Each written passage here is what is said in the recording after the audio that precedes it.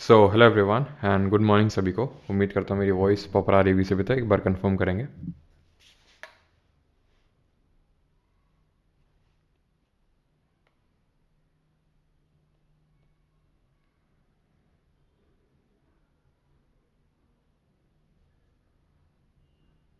करता हूँ।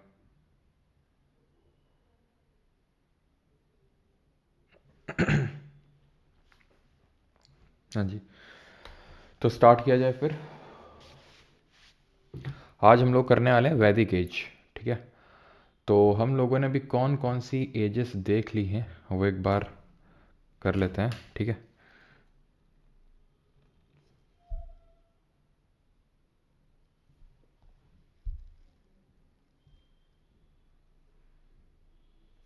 चलो। एक सेकेंड।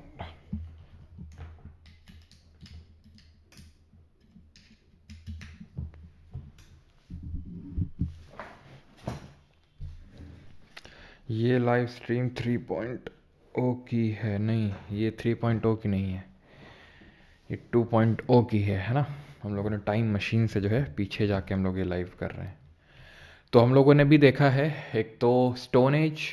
ठीक है, सबसे पहले। देन हम लोगों ने कल के लेक्चर में देखा था ब्रॉन्ज एज, है ना। कल के लेक्चर हम लोगों ने ब्रॉन्ज एज देखा था। ठीक है। yes। और आज हम लोग देखने वाले हैं आयरन एज। ठीक है, यहाँ से एक्चुअल में हिस्ट्री स्टार्ट होती है। ये थी हमारी प्री हिस्ट्री, ये थी प्रोटो हिस्ट्री, और ये है हिस्ट्री। प्री हिस्ट्री क्यों? क्योंकि यहाँ पर जो चीज़ें लिखी गई थी उसको हम डिसाइफ मतलब लिखी नहीं गई थी पहली बात तो स्टोन एज में। ब्रॉन्ज एज में जो लिखी गई थी उसको हम डिसाइफर नहीं कर पाए। दैट मीन्स इसको हम प्रोटो हिस्ट्री बोलते हैं। और आयरन एज का मतलब है जहाँ से हमें कुछ रिटन एविडेंसेस मिले। ठीक है, और यहाँ से हम पढ़ने वाले हैं वैदिक काल को, वैदिक एज को, जो कि टाइम पीरियड है from 1500 BC onwards to 600 BC। अब ये जो वैदिक एज है, जो वैदिक टाइम पीरियड है 1500 BC से लेकर 600 BC, इसको हम दो पार्ट में डिवाइड करते हैं। तो एक को बोलते हैं अर्ली वैदिक एज और दूसरे को बोलते हैं लेटर वैदिक एज। ठीक है, तो जो अर्ली वैदिक एज है वो 1500 से लेकर 1000 BC तक का जो टाइम पीरियड है, और जो लेटर वैदिक एज है वो 1000 से लेकर 600 BC के जो बीच का टाइम पीरियड है उसको हम बोलते हैं। लेकिन अभी सारी चीज़ें स्टार्ट कैसे हुई वो थोड़ा हम समझते हैं। तो एक्चुअल में ये माना जाता है कि यहाँ रशिया के साउथ में जो ये स्टेपीज थे, स्टेपीज हम लोगों ने पढ़ा था, ये ज्योग्राफी में क्या होते हैं जरा बताइए जल्दी से कमेंट में। Water steppes.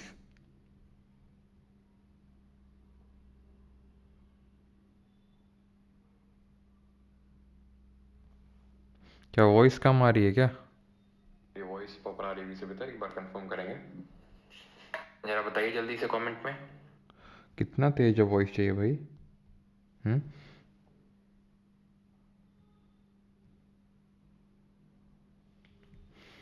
चलिए, तो अगर हम स्टेपीज़ की बात करेंगे तो ये हमारे थे टेम्परेट ग्रासलैंड्स। ठीक है, तो ये माना जाता है कि यहाँ पर एक ट्राइब, एक कबीला रहता था। ठीक है, जो टर्की में, यानी कि यहाँ पर जो तुर्की देश पड़ता है, वहाँ पर आने के बाद एक जो इसका सेक्शन है वो यहाँ पर इंडिया की तरफ माइग्रेट हुआ और एक चला गया यूरोप की ओर। ठीक है, एक चला गया इंडिया की ओर और एक चला गया यूरोप की ओर। अब यहीं पे माना जाता है, आपको पता है कल हम लोगों ने पढ़ा था ये कौन है, हमारे प्रीस्ट किंग है। तो पहले हड़प्पन सिविलाइजेशन था। काफ़ी सारी थ्योरीज हैं कि किस तरह से हड़प्पन जो है यहाँ से हटे, तो उनमें से एक थ्योरी ये भी है। तो काफ़ी सारी थ्योरीज तो कि ये बोलती हैं कि भाई क्लाइमेट चेंज हो सकता है, या फिर बाढ़ हो सकती है, या फिर अर्थक्वेक हो सकता है, मतलब अलग अलग थ्योरीज हैं। और एक थ्योरी ये भी बोलती है कि आर्यंस का इन्वेजन हुआ था इंडिया में, इनको बोला गया इंडो आर्यंस। ठीक है, पहले तो इनको एक रेस कंसिडर किया गया। रेस इन दी सेंस, जैसे नहीं हिटलर ने रेस के दम पे बहुत लोगों का नरसंहार किया, तो लेकिन अब रेस ना उसको कंसिडर करके अब इसको एक लिंग्विस्टिक ग्रुप कंसिडर किया जाता है। वो लिंग्विस्टिक ग्रुप जो कि सेम है यूरोपियन लैंग्वेज से। ठीक है, तो जो इंडिया में हमारी लैंग्वेज बोली जाती है, चाहे जैसे संस्कृत है, तो उसको इंडो यूरोपियन फैमिली, एक फैमिली ऑफ लैंग्वेजेस है जिससे इंग्लिश भी बिलोंग करता है, उसमें कंसिडर किया जाता है। बिकॉज ये माना जाता है कि यहाँ से जो एक कबीला यहाँ की ओर आया और वो वहाँ की मतलब एक यूरोप की ओर गया। तो ये हमें कैसे पता चलता है कि भाई यहाँ यहीं से ओरिजिनेट हुए, और इंडिया की जो लैंग्वेज है, जो मूल लैंग्वेज थी इंडो आर्यंस की, संस्कृत थी, जिसमें कि हमारे सारे वेदास लिखे गए, सारे वेद लिखे गए। और ये जो इंग्लिश लैंग्वेज है, इसमें सिमिलैरिटीज़ हमें देखने को मिलती हैं। कुछ हमारे इंस्क्रिप्शन है, जैसे कि भोगास कोई इंस्क्रिप्शन, ये टर्की में, टर्की का जो भोगास का इंस्क्रिप्शन है, यहाँ पे इंद्र वरुण, जो कि भगवान अभी तो चलो नहीं है, अभी तो हम शिव पार्वती है ना, गणेश, और मतलब ये हमारे डिफरेंट गॉड्स हैं। लेकिन उस टाइम पे, उस टाइम मतलब वैदिक काल में बहुत पहले इंद्र वरुण, आपने नाम तो सुना ही होगा, ठीक है, इंद्र वरुण इन सबको भी गॉड कंसिडर किया जाता था, ठीक है। रीजंस क्या थे वो भी हम देखेंगे, ठीक है, क्यों गॉड कंसिडर किया जाता था, उसके भी रीजंस थे। तो इनके जो नाम हैं वो हमें भोगास कोई इंस्क्रिप्शन में मिलते हैं, और साथ ही साथ कुछ ऐसे वर्ड्स हैं जिनको अगर आप थोड़ा सा ट्रेस करेंगे तो उनके रूट्स सिमिलर निकल के आते हैं, जो कि इंग्लिश में बोले जाते हैं और जो संस्कृत में, जैसे भ्राता है, भ्राता शब्द हम ब्रदर के लिए यूज़ करते हैं, ब्रदर एंड भ्राता सिमिलर साउंड कर रहे हैं। सप्त और सेवन, सप्त संस्कृत वर्ड है, सेवन उसी का इंग्लिश वर्ड है। अंदर, अंदर और अंडर, कहीं ना कहीं मीनिंग इनका सेम ही है, ठीक है। और अगर आप देखें तो साउंड भी, यानी इनका जो फोनेटिक्स है वो भी सिमिलर है। तो ये माना जाता है कि जो इंडो आर्यन है ये एक लिंग्विस्टिक ग्रुप है और वो यहाँ पर आया। ये एक थ्योरी है कि किस तरह से, और ये एक थ्योरी बोलती है कि नहीं, इन लोगों ने कोई हड़प्पन्स के साथ वॉर नहीं किया, अगर वॉर करते तो उसके हमें यहाँ पर पता चलते, एविडेंसेस मिलते, आर्कियोलॉजिकल एविडेंसेस मिलते, जो कि हमें मिले नहीं। तो हड़प्पन के जाने के बाद, या फिर हो सकता है हड़प्पन्स के साथ ही आके ये एसिमुलेट हो गए। हड़प्पन्स अपने, हमने कल देखा था अर्ली फेज, मैच्योर फेज और लेटर फेज, तो लेटर फेज आते आते तक हमने देखा था कि हड़प्पा यहाँ पे आ गए थे। तो ये माना जाता है कि, एक थ्योरी है कि ये लोग आके इन्हीं के साथ एसिमुलेट हो गए, घुल मिल गए, ठीक है। ये जो आए इनको आर्यन बोला गया और इनको नॉन आर्यन बोला गया। ये भी एक थ्योरी चलती है अपने आप में, आर्यन थ्योरी और नॉन आर्यन थ्योरी, ठीक है। Aryan theory, non Aryan theory, जैसे कि ये जो साउथ इंडिया है ना, ये नॉर्थ साउथ डिवाइड के लिए भी काफ़ी चलता है। जो साउथ इंडिया वाले बोलते हैं कि हम यहाँ के एक इंडिजिनस पीपल हैं, यानी कि हम हैं ट्रू इंडियंस, और जो तुम हो तुम तो आर्यंस हो, मतलब नॉर्थ इंडियंस को बोलते हैं कि तुम तो आर्यंस हो, तुम तो बाहर से आए हो, ठीक है। तो ये काफ़ी सारी इसी वजह से क्लैशेस भी होते हैं कि कौन यहाँ का इंडिजिनस था और कौन बाहर से आया था। अब उस डिबेट में हमें नहीं जाना है, हमें पेपर निकालना है, एसएससी का एग्ज़ाम निकालना है बस, ठीक है। और उसके लिए जो चीज़ें हैं वो हमें पढ़नी है। तो वेद जो हैं ऐसे ही, अब देखो ये जो हमें वैदिक काल के बारे में कहाँ से पता चलता है कि आर्यंस आए और ये सब कुछ हुआ, सारी चीज़ें जो आज के लेक्चर में हम पढ़ने वाले हैं ये हमें वेदों से पता चलते हैं, जिनको कि आज के लेक्चर में हम देखने वाले हैं क्या होते हैं और इनकी इंपॉर्टेंस क्या है, सारी चीज़ें। इसी तरह वेदों की तरह ही एक ईरानियन टेक्स्ट है जो पारसी कम्युनिटी है उसका, मेनली जेंडा अवेस्ता इसको बोलते हैं, जेंडा अवेस्ता, ठीक है। ये चीज़ ध्यान रखिएगा, क्लियर हो गया। और बाल गंगाधर तिलक ने भी अपनी एक किताब लिखी थी जिसका नाम था दी आर्कटिक होम टू वेदास, जिसमें कि इन्होंने ये बताया था कि किस तरह से, मतलब इन्होंने आर्यन थ्योरी ही दी थी कि किस तरह से जितने भी भारतीय, सारे भारतीय आर्यंस हैं। तो इन्होंने, बाल गंगाधर तिलक ने अपनी किताब द आर्कटिक होम इन दी वेदास में ही बोला था कि किस तरह से ये आर्यन ट्राइब ही यहाँ पर आई थी, और सारे इंडियंस ही आर्यन फैमिली से बिलोंग करते हैं, जो कि एक लिंग्विस्टिक ग्रुप है। लिंग्विस्टिक ग्रुप का मतलब आई होप सभी को पता होगा, हम लोगों ने ज्योग्राफी में पढ़ा, लिंग्विस्टिक का मतलब होता है भाषा। भाषा के आधार पर जब हम डिवाइड करते हैं, रेस का मतलब एक काइंड ऑफ थोड़ा सा वैसा हो जाता है कि तुम अलग रेस से हो, नहीं तुम्हारा ब्लड अलग है, हमारा ब्लड अलग है, इस तरह से हम, तो उसमें काफ़ी डिवाइड बढ़ता है लोगों के बीच में, ठीक है। तो ऋग्वेद वो, अब चलो ऋग्वेद छोड़ दो, अब आते हैं वेद। वेद का मतलब होता है knowledge, it is the oldest text, ये सबसे पुराना टेक्स्ट है, यहीं से ही, क्योंकि अभी तक देख लो तुम्हारा, चाहे वो स्टोन एज था, कल जो हमने पढ़ा वो इंडस वैली सिविलाइजेशन यानी हड़प्पन एज हमने पढ़ा, यानी ब्रॉन्ज एज पढ़ा हमने, चालकोलिथिक एज भी पढ़ा, क्या कहीं पे कोई टेक्स्ट था? टेक्स्ट यहाँ से मिलना शुरू हुआ, ठीक है। टेस्ट कहाँ है, टेक्स्ट कहाँ है, टेक्स्ट यहाँ है, ठीक है। Meaning knowledge, they were orally passed, Shruti, Shruti का मतलब होता है सुन के, from one generation to another, और ये माना जाता है कि ये अपौरुषेय हैं, यानी कि इनको आदमी ने नहीं, किसी ने बोला था कि आदमी ने किसी बोला, फिर किसी ने सुना, फिर आगे जनरेशन पास किया, नहीं, सबसे पहले इसको गॉड ने बोला था, भगवान ने बोला था, देन उसके बाद मैन ने इसको सुना और one generation to another generation इसको पास ऑन करने का काम किया। तो अपौरुषेय का मतलब यही होता है कि इसको आदमी ने नहीं, भगवान ने क्रिएट किया, और सुन सुन के जो है इसको आगे बढ़ाया गया है। और फिर एक टाइम आने के बाद रफली हम बोल सकते हैं कि 3rd सेंचुरी BC, अब जब मैं बोलता हूँ 3rd सेंचुरी बोल रहा हूँ, 3000 जो हमारा है BC, ठीक है, 3000 BC, बिकॉज हमने देखा था रफली 2500 BC के अराउंड हमारा हड़प्पन एज ख़त्म हो गया था। तो अब 3000, अब ऐसा तो नहीं यार कि देखो यहाँ पर जो मैंने लिखा है, ठीक है, यहाँ पर जो मैंने लिखा है 1500 BC, तो ऐसा तो नहीं कि 1500 BC से ही एकदम से वैदिक काल शुरू हुआ, 600 BC में एकदम से ख़त्म हो गया। जैसे कल हमने देखा था कि जो हड़प्पन एज है वो 2500 से स्टार्ट हुआ और ख़त्म हो गया कब तक, 1750 तक। तो वो ऐसा तो है नहीं 1750 एकदम ख़त्म हो गया, हमें पता है कि वो लेटर हमने देखा था कि चलता रहा था, अर्ली, मेच्योर और लेटर जो हड़प्पन फेज था, ठीक है। तो आप मान सकते हैं कि 3000 से 2000 या फिर रफली आप 2000 BC भी कंसिडर कर सकते हैं कि 2000 BC के अराउंड से वैदिक टेक्स्ट लिखा जाना मतलब शुरू होने लगा। अभी कैसे क्या था, अभी श्रुति यानी कि सुन सुन के एक जनरेशन से दूसरे जनरेशन में लोग पास ऑन कर रहे थे। अब यहाँ पर लिखना शुरू हुआ, ठीक है। तो सबसे पहला जो वेद लिखा गया था वो ऋग्वेद लिखा गया था। एक एक बारी बारी करके हम देखेंगे। वैसे तो भले आपने हिस्ट्री पढ़ी हो ना पढ़ी हो, लेकिन आप में से मैक्सिमम लोगों को ये चीज़ पता होगी कि हमारे 4 वेद होते हैं, ऋग्वेद, सामवेद, यजुर्वेद, अथर्ववेद। नहीं भी पता है तो वो हम देखेंगे भी, ठीक। यहाँ तक क्लियर है। पेस्टोरल एस्ट्रल सब देख लेंगे भी, ठीक है, चिंता मत करो, सब कुछ अभी देखेंगे एक एक करके, लेकिन ठीक है। तो ऋग्वेद जो है they were the first to be compiled, यानी सबसे पहले ऋग्वेद को लिखा गया था। और ये स्टार्ट होता है अग्निमीले पुरोहितम से, वो हम देखेंगे। एक श्लोक है ऋग्वेद में, बहुत सारे श्लोक हैं और उन्हीं को ही हम बोलते हैं क्या, हाइम्स बोलते हैं, ठीक है। और उन्हीं हाइम्स के कलेक्शन को बोल देते हैं क्या, संहिता। तो एक्चुअल में ये सब डिविजन्स हैं किसके, वेद, जो वेद है हमारे उनके सब डिविजन्स हैं।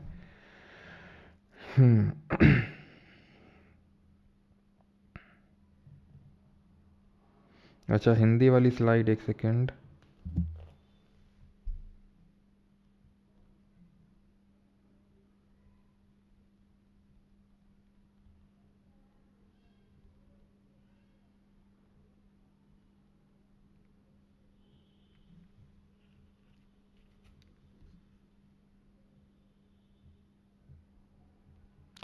आई थिंक आज हिंदी वाली अभी तक बनी नहीं है, ठीक है,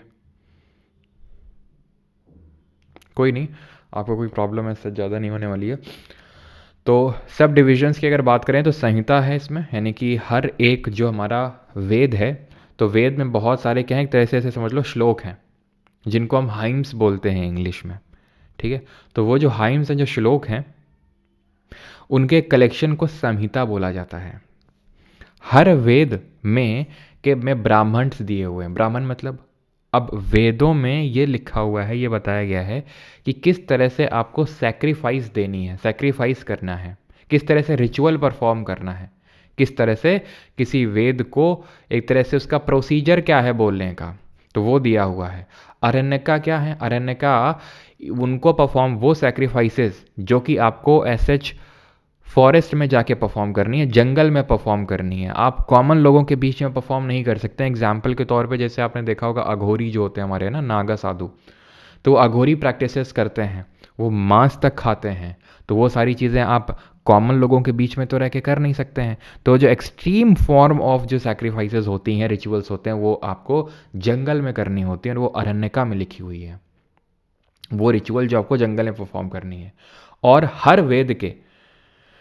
हर वेद के अंत में उपनिषद दिया गया है, जो कि आपको बताता है कैसे आप भक्ति, रिचुअल नहीं, आप भक्ति मार्ग फॉलो करके, क्योंकि पहले उपनिषद नहीं थे, जब बाद में ये चीज़ सामने निकल के आई धीरे धीरे धीरे धीरे कि भाई हर कोई रिचुअल तो परफॉर्म कर नहीं सकता है, और ब्राह्मणिज्म, क्योंकि भाई रिचुअल परफॉर्म करने के लिए आपको ब्राह्मण की ज़रूरत होती थी, यानी कि आप खुद से रिचुअल परफॉर्म नहीं कर सकते हैं, आपको ब्राह्मण की ज़रूरत लगेगी, उसी को ही अब पता है ढंग से कैसे रिचुअल परफॉर्म करना है, और जब वो परफॉर्म करेगा तभी संपन्न होगा। रिचुअल सैक्रिफाइसेस आप जानते हैं आज भी होती हैं ना, कि अगर बच्चा नहीं हो रहा है तो कुछ सैक्रिफाइस कर दिया है ना, आपको पता है।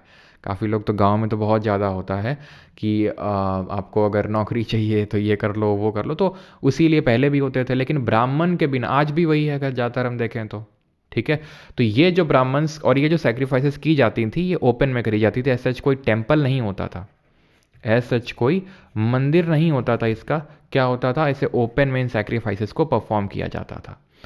अब हुआ क्या धीरे धीरे कि भाई जो अभी हम देखेंगे कि यहीं से जन्म होता है चार जो वर्ण होते हैं, ब्राह्मण, क्षत्रिय, वैश्य, शूद्र। तो हम धीरे धीरे देखेंगे आगे चलते चलते चलते चलते क्या हुआ एक टाइम आने के बाद कि भाई जो शूद्र हैं उनको एकदम ही दरकिनार कर दिया गया और वैश्य भी धीरे धीरे दरकिनार होने लगे। तो वो इस हिंदू धर्म से ही दरकिनार होने लगे कि भाई उनको लगा कि यार कोई और धर्म क्यों ना अपनाया जाए।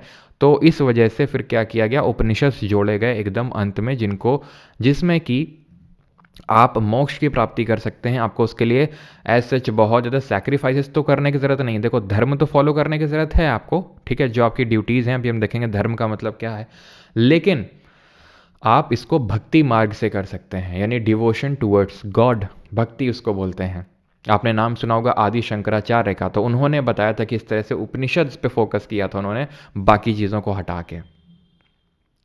तो ऑल्सो नोन एज वेदांत, क्योंकि ये वेदों के अंत में दिए हुए हैं इसलिए इनको वेदांत बोलते हैं। हर वेद के लास्ट में दिए हुए हैं ये, ठीक है, हर वेद के लास्ट में दिए हुए हैं। और इसमें टोटल 108 उपनिषद हैं। कितने उपनिषद हैं टोटल? 108 है नंबर में।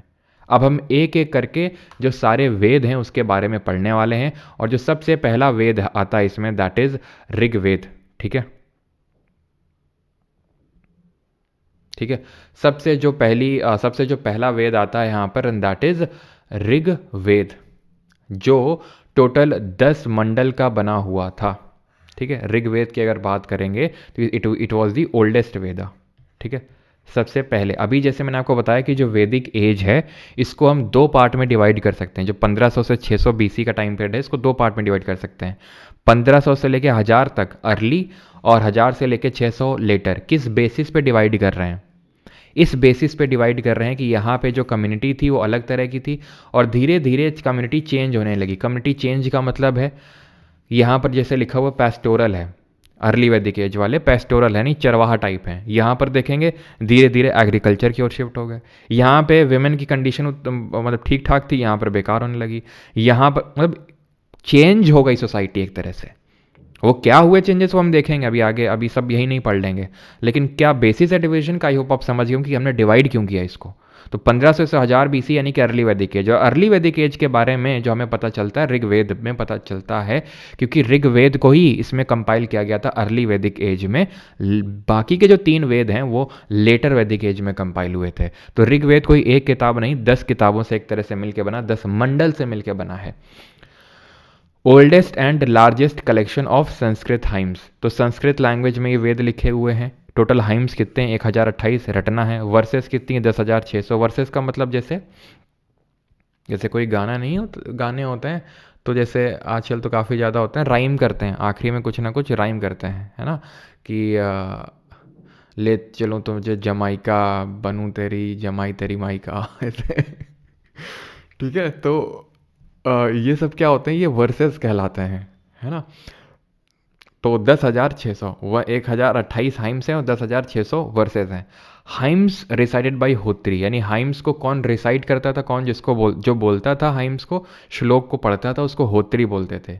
इस समय डीटीज का मतलब होता है भगवान। कौन कौन से भगवान इस समय प्रोमिनेंट थे? तो इंद्र, अग्नि, विष्णु, है ना, और वरुण, ये गॉड थे। अब इंद्र की इंपॉर्टेंस वहाँ पे सबसे ज़्यादा थी। हाँ हाँ समझ गए, ठीक है। पुरुष सुक्ता 10th मंडल और ये जो कबीर के 2 हाँ बिल्कुल। चलो भाई। अरे सर कुछ भी, ये आज फर्स्ट टाइम सुन रहा था। अच्छा बेटा ये गाना है, अब क्या गाना है वो मैं नहीं बताऊंगा, लेकिन यहाँ पर फोकस करो। तो ये हमारे गॉड्स थे, इंद्र, अग्नि, विष्णु, वरुण, ठीक है। गॉड्स के बारे में भी अभी देखेंगे डिटेल में कि किस तरह से इन गॉड की इंपॉर्टेंस धीरे धीरे कम होती गई, किन गॉड की इंपॉर्टेंस ज़्यादा होती गई। और वो भी हम देखेंगे क्या सिर्फ डीटीज यानी कि भगवान जो थे जिनके लिए ये श्लोक बोले जाते थे, हाइंस पढ़ी जाती थी, क्या सिर्फ मेल ही थे? ऐसा नहीं है, फीमेल भी थे, जैसे कि अदिति, है ना। अदिति कौन है? उषा। तो इनको गॉडेस ऑफ डॉन यानी जो सुबह होती है, तो अदिति जो है हमारी, ये कौन है? सन गॉडेस, यानी कि जो भगवान सूर्य हैं उनकी मम्मी है अदिति जी, ठीक है। तो फीमेल गॉडेसेस भी थी, लेकिन उनकी उतनी इंपॉर्टेंस नहीं थी जितनी कि मेल गॉड्स की थी, ठीक है। तो गॉडेस ऑफ डॉन, डॉन मतलब जो सुबह का टाइम होता है, सुबह से जस्ट पहले का टाइम, ठीक है। गायत्री मंत्र लिखा गया था बाई सेज विश्वामित्र। किसके लिए लिखा गया था? गॉडेस सावित्री जी के लिए लिखा गया था, ठीक है। ये किस मंडल में है? तीसरे मंडल में। आज ही हम लोगों ने गायत्री मंत्र परफॉर्म किया था, है ना, सफ़र सेशन में।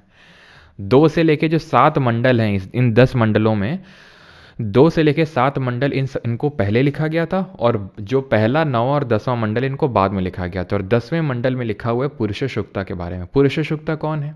तो पुरुष सूक्ता एक ऐसे हमारे डिवाइन फिगर हैं जिनको आप ब्रह्मा जी से कंपेयर कर सकते हैं। तो ये एक ऐसे डिवाइन फिगर है। ये माना जाता है कि जो 4 वर्ण हैं, ब्राह्मण, क्षत्रिय, वैश्य और शूद्र, वो इन्हीं से ही निकले हैं। ब्राह्मण इनके मुख से निकले हैं, क्षत्रिय इनके आम से निकले हैं, और वैश्य जो निकले हैं वो थाइज यानी जांग से निकले हैं, और शूद्र की अगर बात करें तो पैर यानी कि फीट से निकले हैं। क्लियर है?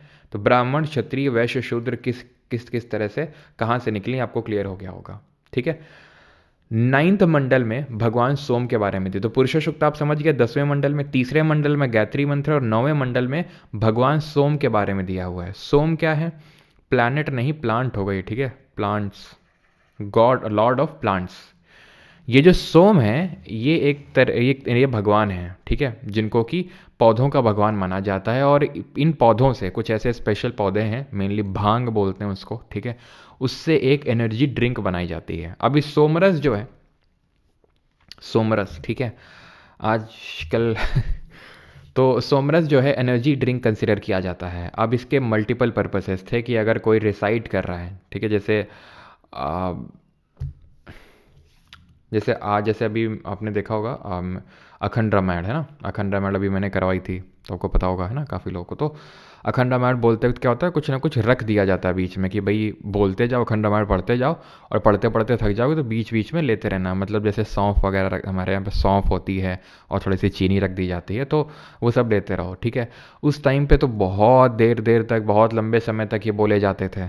ठीक है, आज तो बहुत कम हो गया। तो भाई उसके लिए एनर्जी कहाँ से आएगी? तो सोमरस से आएगी। इसको एक एनर्जी ड्रिंक कंसिडर किया जाता है। ठीक है। जो इनको रिसाइड करता है, इन हाइम्स को रिसाइड करता है, मेनली होत्री, उनके लिए ये बनाया जाता था सोमरस, which was kind of energy drink. ठीक है। बाद में ये जो भांग होता था उसके लिए भी इसको वर्ड को इस्तेमाल किया जाता था, क्योंकि जैसे जिसको वॉर में लड़ने जाना है तो भाई ऐसे तो कोई वॉर में लड़ने जाएगा नहीं, है ना, बिना उसके कि भाई यार मैं वॉर में जाऊंगा तो मर जाऊंगा। एक बार आपने किसी को भांग चढ़ा दी उसके बाद तो फिर आराम से, है ना, मरने मारने पे उतारू हो जाता है वो। अब आते हैं Samaveda. It is the oldest book on music. अभी जैसे इन्होंने बताया गायत्री मंत्र, तो क्या होता है गायत्री मंत्र? ओम भूर्भुवः स्वः तत्सवितुर्वरेण्यम भर्गो देवस्य धीमहि धियो यो न प्रचोदयात्। लेकिन ऐसे तो बोलते नहीं हम। कैसे बोलते हैं? ओम भूर्भुवः स्वः तत्सवितुर्वरेण्यम भर्गो देवस्य धीमहि। तो ये पूरा क्या है? ये आपको एक लय में गाना है, म्यूजिक में गाना है। वो सामवेद से पता चलता है कि किस तरह से आपको चैंट करना है। ऐसा नहीं कि बोलना शुरू कर दिए किसी भी तरीके से। रामायण भी पढ़ी जाती है अखंड रामायण के दौरान, तो एक लय में पढ़ी जाती है, आपने देखा होगा। और जब अंत होता है रामायण का तो वहाँ पे भी कुछ ऐसे छंद होते हैं जिनको एक लय में पढ़ा जाता है। तो सामवेद जो है वो 2 उपनिषद से मिलकर बना है, छंदोग्य उपनिषद और केन उपनिषद। उपनिषद अभी बताया था क्या है, हर वेद के अंत में दिए हुए हैं, जो ये बताते हैं किस तरह से भक्ति मार्ग को फॉलो किया जा सकता है। आदि शंकराचार्य के उपनिषद के वो आते हैं, नाम मुझे याद नहीं आ रहा है अभी, तो उसमें लिखा हुआ है, हाँ, तत्व ऐसे करके कुछ नाम है, अगर किसी को याद आ रहा हो, तत्व ब्राह्मण ऐसे करके कुछ नाम है। ठीक है। तो उसमें लिखा हुआ है कि किस तरह से आपको क्या क्या चीज़ें फॉलो करनी है, किस तरह से जब आप कोई चीज़ कर रहे हैं तो कंसंट्रेशन फोकस रखना है ना, जब आप हाइम्स वगैरह पढ़ रहे हैं तो किस तरह से अपना गृहस्थ को फॉलो करना है। तो ये सारी चीज़ें हमें उपनिषद में मिलती हैं, भक्ति मार्ग को कैसे फॉलो करना है। तो सामवेद में 2 उपनिषद हैं, छंदोग्य और केन। ठीक है, वो अंडरटेकर वाला केन नहीं है ये। ठीक है। अब आते हैं यजुर्वेद में, कलेक्शन ऑफ मंत्राज, रिचुअल, यानी कि जो आप मंत्र पढ़ रहे हैं उसके रिचुअल कैसे परफॉर्म करने हैं। जैसे कि जब अखंड रामायण का एग्जांपल देता हूँ, आखिर में क्या होता है, एक हवन टाइप होता है ना, हवन परफॉर्म किया जाता है। होता है आपके यहाँ कि नहीं होता है? हमारे यहाँ तो होता है। ठीक है। तो हवन में फिर क्या होता है, पंडित जी बोलते रहते हैं स्वाहा, एक रिसाइट करेंगे, है ना, हाँ, फिर बोलेंगे लास्ट में स्वाहा, तो फिर आपको डालना होता है ना। तो ये क्या होते हैं, ये मंत्र होते हैं, मंत्र पढ़े जाते हैं। तो मंत्र जो है, रिचुअल, सैक्रिफाइस, ये सब यजुर्वेद में दिए हुए हैं कि किस तरह से आपको रिचुअल परफॉर्म करने हैं। ठीक है। हाइम्स आपके दिए हुए ऋग्वेद में, सामवेद में ओल्डेस्ट बुक ऑन म्यूजिक, किस तरह से आपको बोलने, रिसाइट करने हैं। रिसाइट करने हैं और उस टाइम पे क्या रिचुअल परफॉर्म करने, क्या सैक्रिफाइसेस आपको देनी है, वो यजुर्वेद में लिखा हुआ है। ये जो है यजुर्वेद 2 सेक्शन में डिवाइडेड है, शुक्ल यजुर्वेद और कृष्ण यजुर्वेद। शुक्ल मतलब होता है वाइट और कृष्ण का मतलब होता है ब्लैक। ठीक है, इसी में ही शतपथ ब्राह्मण, तो आपसे अगर पूछ ले कि शतपथ जो ब्राह्मण है, अभी देखा था ब्राह्मण क्या है, जो हमें रिचुअल्स और सैक्रिफाइसेस के बारे में बताता है, अंडरटेकर का भाई, हाँ। तो वो आपका मेरा ब्याह हो जाए जल्दी से स्वाहा द गोट, बेटा ये हरकतों से बिल्कुल नहीं होगा। तो शुक्ल यजुर्वेद में ये शतपथ ब्राह्मण लिखा हुआ है। इंपॉर्टेंट उपनिषद कौन से हैं? बृहदरण्यका और कठ उपनिषद, ये सबसे पुराना उपनिषद है बृहदरण्यका। कठ उपनिषद में नचिकेता और यम के बीच की एक स्टोरी दी हुई है। स्टोरी मतलब कैसी? तो यम आप सभी जानते हैं, यम कौन है? गॉड ऑफ, कौन है Yama? Yamraj, god of death. तो नचिकेता एक सेज थे, जैसे कि एक हम जैसे गायत्री मंत्र की अगर बात करें तो सेज विश्वामित्र ने कंपोज किया, तो ऐसे ही एक संत थे, उनके बेटा था नचिकेता। तो वो मतलब काफ़ी लंबी स्टोरी, मैं उतने लंबे उसमें जा नहीं रहा हूँ कि वो यम इनके पास जाते हैं, यम के पास यम मिलते नहीं हैं, देर से आते हैं, तो इस तरह से फिर यम इनको सारी चीज़ें सिखाते हैं नचिकेता को। नचिकेता क्वेश्चन पूछते हैं इनसे कि डेथ के बाद क्या होता है, कैसे सारी चीज़ें होती, कैसे मोक्ष की प्राप्ति होती है। तो ये सारी चीज़ें यम नचिकेता को बताते हैं, नचिकेता दिन इसको पास ऑन करते हैं, बाकी लोगों को बताते हैं। ठीक है, तो ये स्टोरी दी हुई है कठ उपनिषद में, जो किसका पार्ट है? यजुर्वेद का। अथर्ववेद पे आते हैं, it is a Veda of magical formulae to ward off evil spirits and diseases, यानी कि जिसको हम बोल सकते हैं ब्लैक मैजिक वाला वेद। ठीक है, ब्लैक मैजिक ये सबसे आखिर में आया था। ठीक है, जैसे मैंने बताया ऋग्वेद आपका अर्ली वैदिक एज का है, यानी 1500 से 1000 BC के टाइम का, 1500 से 1000 BC, 1000 से 600 के बीच में जो साम, यजुर और अथर्ववेद को कंपाइल किया गया था। ये 20 खंड में डिवाइडेड है। कितने खंड में? ऋग्वेद जैसे 10 मंडल में डिवाइडेड है, वैसे ये 20 खंड में डिवाइडेड है, विभाजित है। इसमें जो इंपॉर्टेंट उपनिषद हैं, क्योंकि हर वेद के अंत में उपनिषद हैं। ठीक है, तो इसमें है आपके कुछ 2 इंपॉर्टेंट हमें जो याद रखने अपने पेपर के लिए, वो है मांडुक्य उपनिषद और महाउपनिषद। तो जो सत्यमेव जयते लिया गया है, which means truth only prevails, है ना, हमेशा सत्य की ही जीत होती है, वो मांडुक्य उपनिषद से लिया गया। और महाउपनिषद से लिया गया है वसुधैव कुटुंबकम, which means whole world is a family, which is taken from the chapter number 6 of Mahopanishad, is also in the Rigveda. तो चैप्टर नंबर 6 ऑफ महाउपनिषद से इसको लिया गया है। क्लियर है? तो ये जो अथर्ववेद है वो मैजिकल फॉर्मूले है ना। मैजिकल फॉर्मूले का मतलब हो गया कि किस तरह से, है ना, किस तरह से किसी को वशीभूत कर लेना है, किस तरह से टोना टोटका करके एग्ज़ाम पास कर लेना है। तो ये सारी जो चीज़ें हैं अथर्ववेद में दी हुई हैं, which is a Veda of magical formulae to ward off evil spirit, है ना, कि भूत चढ़ गए हैं तो भूत उतार दिए, या फिर कुछ लगता है किसी की बुरी नज़र लग गई है तो बुरी नज़र के लिए कुछ कर, मतलब है ना, कि बुरी नज़र के लिए मिर्ची विर्ची लेके मिर्ची का धुआं कर दिया तो उससे तो वो सारी जो चीज़ें हैं वो आपको अथर्ववेद में मिलेंगी, विच is a kind of book on black magic, जो कि वेस्ट बंगाल साइड में ज़्यादा चलता है ना। खैर, जिसको हम तांत्रिसिज्म भी बोलते हैं।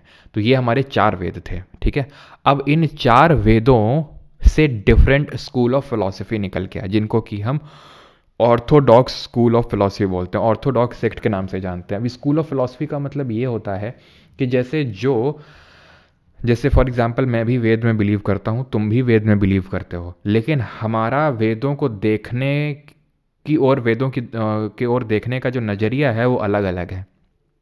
हमारा एंड गोल अलग है कि हमें मोक्ष की प्राप्ति करनी है, लेकिन हम उसको कैसे इंटरप्रेट कर रहे हैं वो अलग अलग तरीके हैं।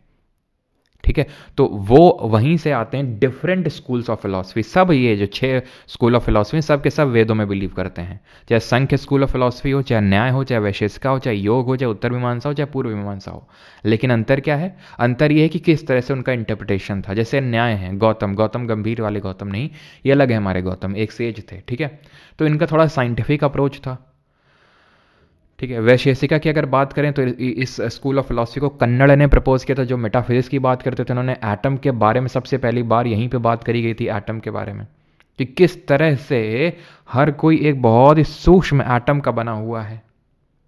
योग, किस तरह से हम योग का मतलब क्या होता है? Union of body and mind का हम यूज करके मोक्ष की प्राप्ति कर सकते हैं।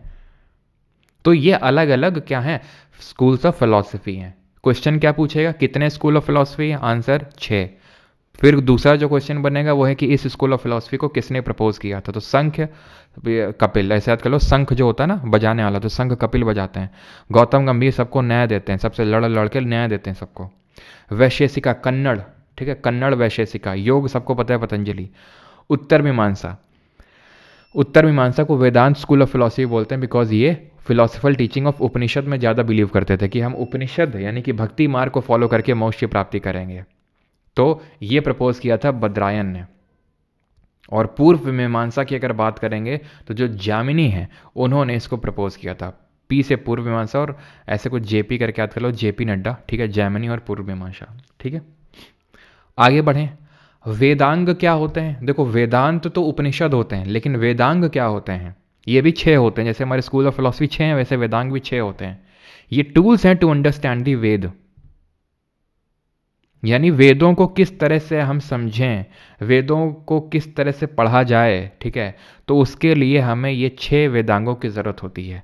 हमें फिनेटिक्स की नॉलेज होनी चाहिए, किस तरह से प्रैक्टिस करना है, हमें ग्रामर की नॉलेज होनी चाहिए, हमें वर्ड्स की नॉलेज होनी चाहिए, हमें लाइट की नॉलेज होनी चाहिए, प्लस जो पोइटिक मैटर होता है उसकी हमें नॉलेज होनी चाहिए, ठीक है। तो जो फोनेटिक्स होता है उसको हम बोलते हैं, फोनेटिक्स मतलब जो जनरल नॉलेज एक काइंड ऑफ होती है, तो उसको हम बोलते हैं शिक्षा, ठीक है। तो उसको हम बोलते हैं शिक्षा। शिक्षा, प्रैक्टिस, कल्प, ग्रामर, व्याकरण, एटिमोलॉजी, एटिमोलॉजी जो वर्ड से डील करता है, ठीक है। फोनेटिक्स काइंड ऑफ हो गया साउंड से जो डील करता है, किस तरह का साउंड आना चाहिए। एटिमोलॉजी मतलब वर्ड्स, ये वर्ड्स की आपको नॉलेज होनी चाहिए, तभी तो आप वेद पढ़ सकते हो। अभी अगर आप वेद पढ़ने जाओगे तो आपको ऐसे डायरेक्टली समझ नहीं आएंगे, उपनिषद भले आपको समझ में आ जाए, लेकिन अगर आप बाकी पढ़ने जाओगे तो आपको बहुत मतलब 90% चीज़ें समझ नहीं आएंगी। तो उसके लिए आपको इन सब चीज़ों की ज़रूरत पड़ेगी। Etymology Nirukta, study of light, ज्योति जिसको बोलते हैं, और पोइटिक मैटर जिसको बोलते हैं छंद, ठीक है। ये हो गया आपका साउंड, ये हो गया आपका कल्प मतलब किस तरह से प्रैक्टिस करना है, ग्रामर की नॉलेज हो गई, वर्ड्स की नॉलेज हो गई, लाइट और पोइटिक मैटर। तो 6 वेदांग होते हैं और ये 6 वेदांग जो है आपको पता होने चाहिए, ठीक। क्लियर है यहाँ तक सभी को? कोई डाउट तो नहीं है? आगे बढ़े अभी। सबका सही है, चलो। तो अभी हम आते हैं अर्ली वैदिक एज में। थोड़ा सा अब हम पढ़ते हैं कि किस तरह से जब अर्ली जो ये हमारे आए इंडो आर्यंस, तो ये क्या है कि ये सप्त सिंधु वाला जो क्षेत्र है, सप्त सिंधु वाला क्षेत्र मतलब 7 नदियों से मिलकर जो क्षेत्र बना है, इसमें ये लोग सेटल हुए। पहले यहाँ पे आए और धीरे धीरे धीरे धीरे ये आगे की ओर बढ़े, ठीक है, धीरे धीरे ये आगे की ओर बढ़े।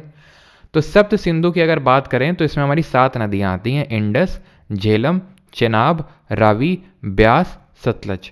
सर ये तो 6 ही हुई ना? हाँ 6 हुई। एक है हमारी इसमें जिसको हम बोलते हैं सरस्वती, जो कि एक मिथिकल रिवर कंसिडर की जाती है। मिथिकल इन दी सेंस कि वेदों की टाइम पे रही होगी, अभी तो नहीं दिखती है, ठीक है। अभी क्या दिखती है? नहीं। तो इसको जैसे कि जो अभी कुंभ ऑर्गेनाइज होने वाला है, तो ये कुंभ कहाँ पर ऑर्गेनाइज होने वाला है? तो कुंभ आपका ऑर्गेनाइज होने वाला है इन दी प्रयागराज, है ना, जिसको महाकुंभ बोलते हैं। तो प्रयागराज में ही क्यों होने वाला है? क्योंकि यहाँ पर इन तीनों नदियों का जो है क्या होता है? संगम होता है। क्या चीज़? ये किसका कमेंट आया रहा है? चलो ठीक है। तो ये चीज़ है। तो सप्त सिंधु में ध्यान रखना इनका पुराना नाम क्या है। तो इंडस का है सिंधु, झेलम का है वितास्ता, चेनाब का है अस्किनी, रावी का है पुरुषनी, ब्यास का है बिपाशा और सतलज का है शुतुद्री, ठीक। ये हमने ज्योग्राफी में पढ़े थे जब इंडस और उसकी ट्रिब्यूटरी पढ़ रहे थे, तो वहाँ पर हमने ये देखा था, ठीक है, कि किस रिवर का एंशिएंट नेम क्या है, ठीक है। तो ये सारे जो एंशिएंट नेम है आपको पता होने चाहिए। सर संहिता क्या होते हैं? संहिता यार बताया तो मैंने, जो कलेक्शन ऑफ हमारे हाइम्स हैं उनको हम संहिता बोलते हैं। और रीत होता है आपका जो नेचुरल ऑर्डर होता है, वो भी रीत भी अभी हम देखेंगे रीत क्या चीज़ होती है। रीत होता है आपका जो नेचुरल ऑर्डर जिसको बोलते हैं, ठीक है। अब ये हिमवंत और मुंजवंत क्या है? ये हमें ऋग्वेद में देखने को मिलते हैं। तो सप्त सिंधु कहाँ पर मेंशनड है? ये इन नामों से सप्त सिंधु मेंशनड है ऋग्वेद में, कि भाई ऋग्वेद में ये मेंशनड है कि एरिया जो सप्त सिंधु का एरिया है, that is the area drained by this 7 reverse, यहाँ पर सबसे पहले आर्यन ट्राइब आई। और हिमवंत और मुंजवंत भी मेंशन्ड है। हिमवंत मतलब हिमालय से इंटरप्रेट किया होगा उन लोगों ने, ऐसा मानते हैं। और मुंजवंत बोला होगा किसको, हिंदू कुश जो माउंटेन रेंजेस उसको, बिकॉज ज्योग्राफी तो सेम ही रही होगी ना उस टाइम पे भी। आज से हम कितने साल पहले की बात कर रहे हैं, रफली 3,500 साल पहले की। अगर हम 1500 BC अगर मैं बोल रहा हूँ तो रफली 3,500 साल पहले, तो ज्योग्राफी तो सेम ही रही होगी ऑलमोस्ट। अब हुआ क्या था इस टाइम पे, ऋग्वेद में ही मेंशन्ड है एक बैटल जिसको हम बोलते हैं 10 राजन युद्ध, बैटल ऑफ 10 किंग्स, जो 10 राजाओं के बीच में युद्ध हुआ था। तो ये जो इंडो आर्यंस आए थे यहाँ पर, तो ये डिफरेंट ट्राइब्स में बट गए थे। तो इसमें एक ट्राइब थी जिसको भारत ट्राइब बोलते हैं, जिसके नाम पे हमारे देश का नाम पड़ा भारत। ठीक है, भारत।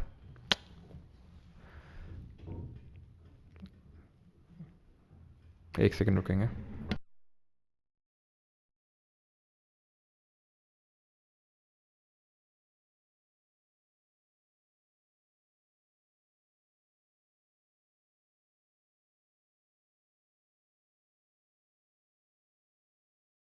चलिए, तो जो भारत ट्राइब थी इसके बीच में वर्सेस, ठीक है, यहाँ पर 10 किंग्स थे, ठीक है, वर्सेस 10 किंग्स।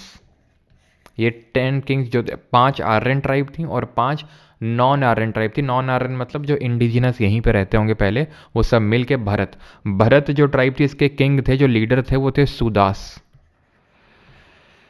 ठीक है, इनके बीच में ये युद्ध हुआ था और ये युद्ध जीता किसने था, जीता था भरत ने। ठीक है, भरत ट्राइब के जो लीडर थे सुदास ने।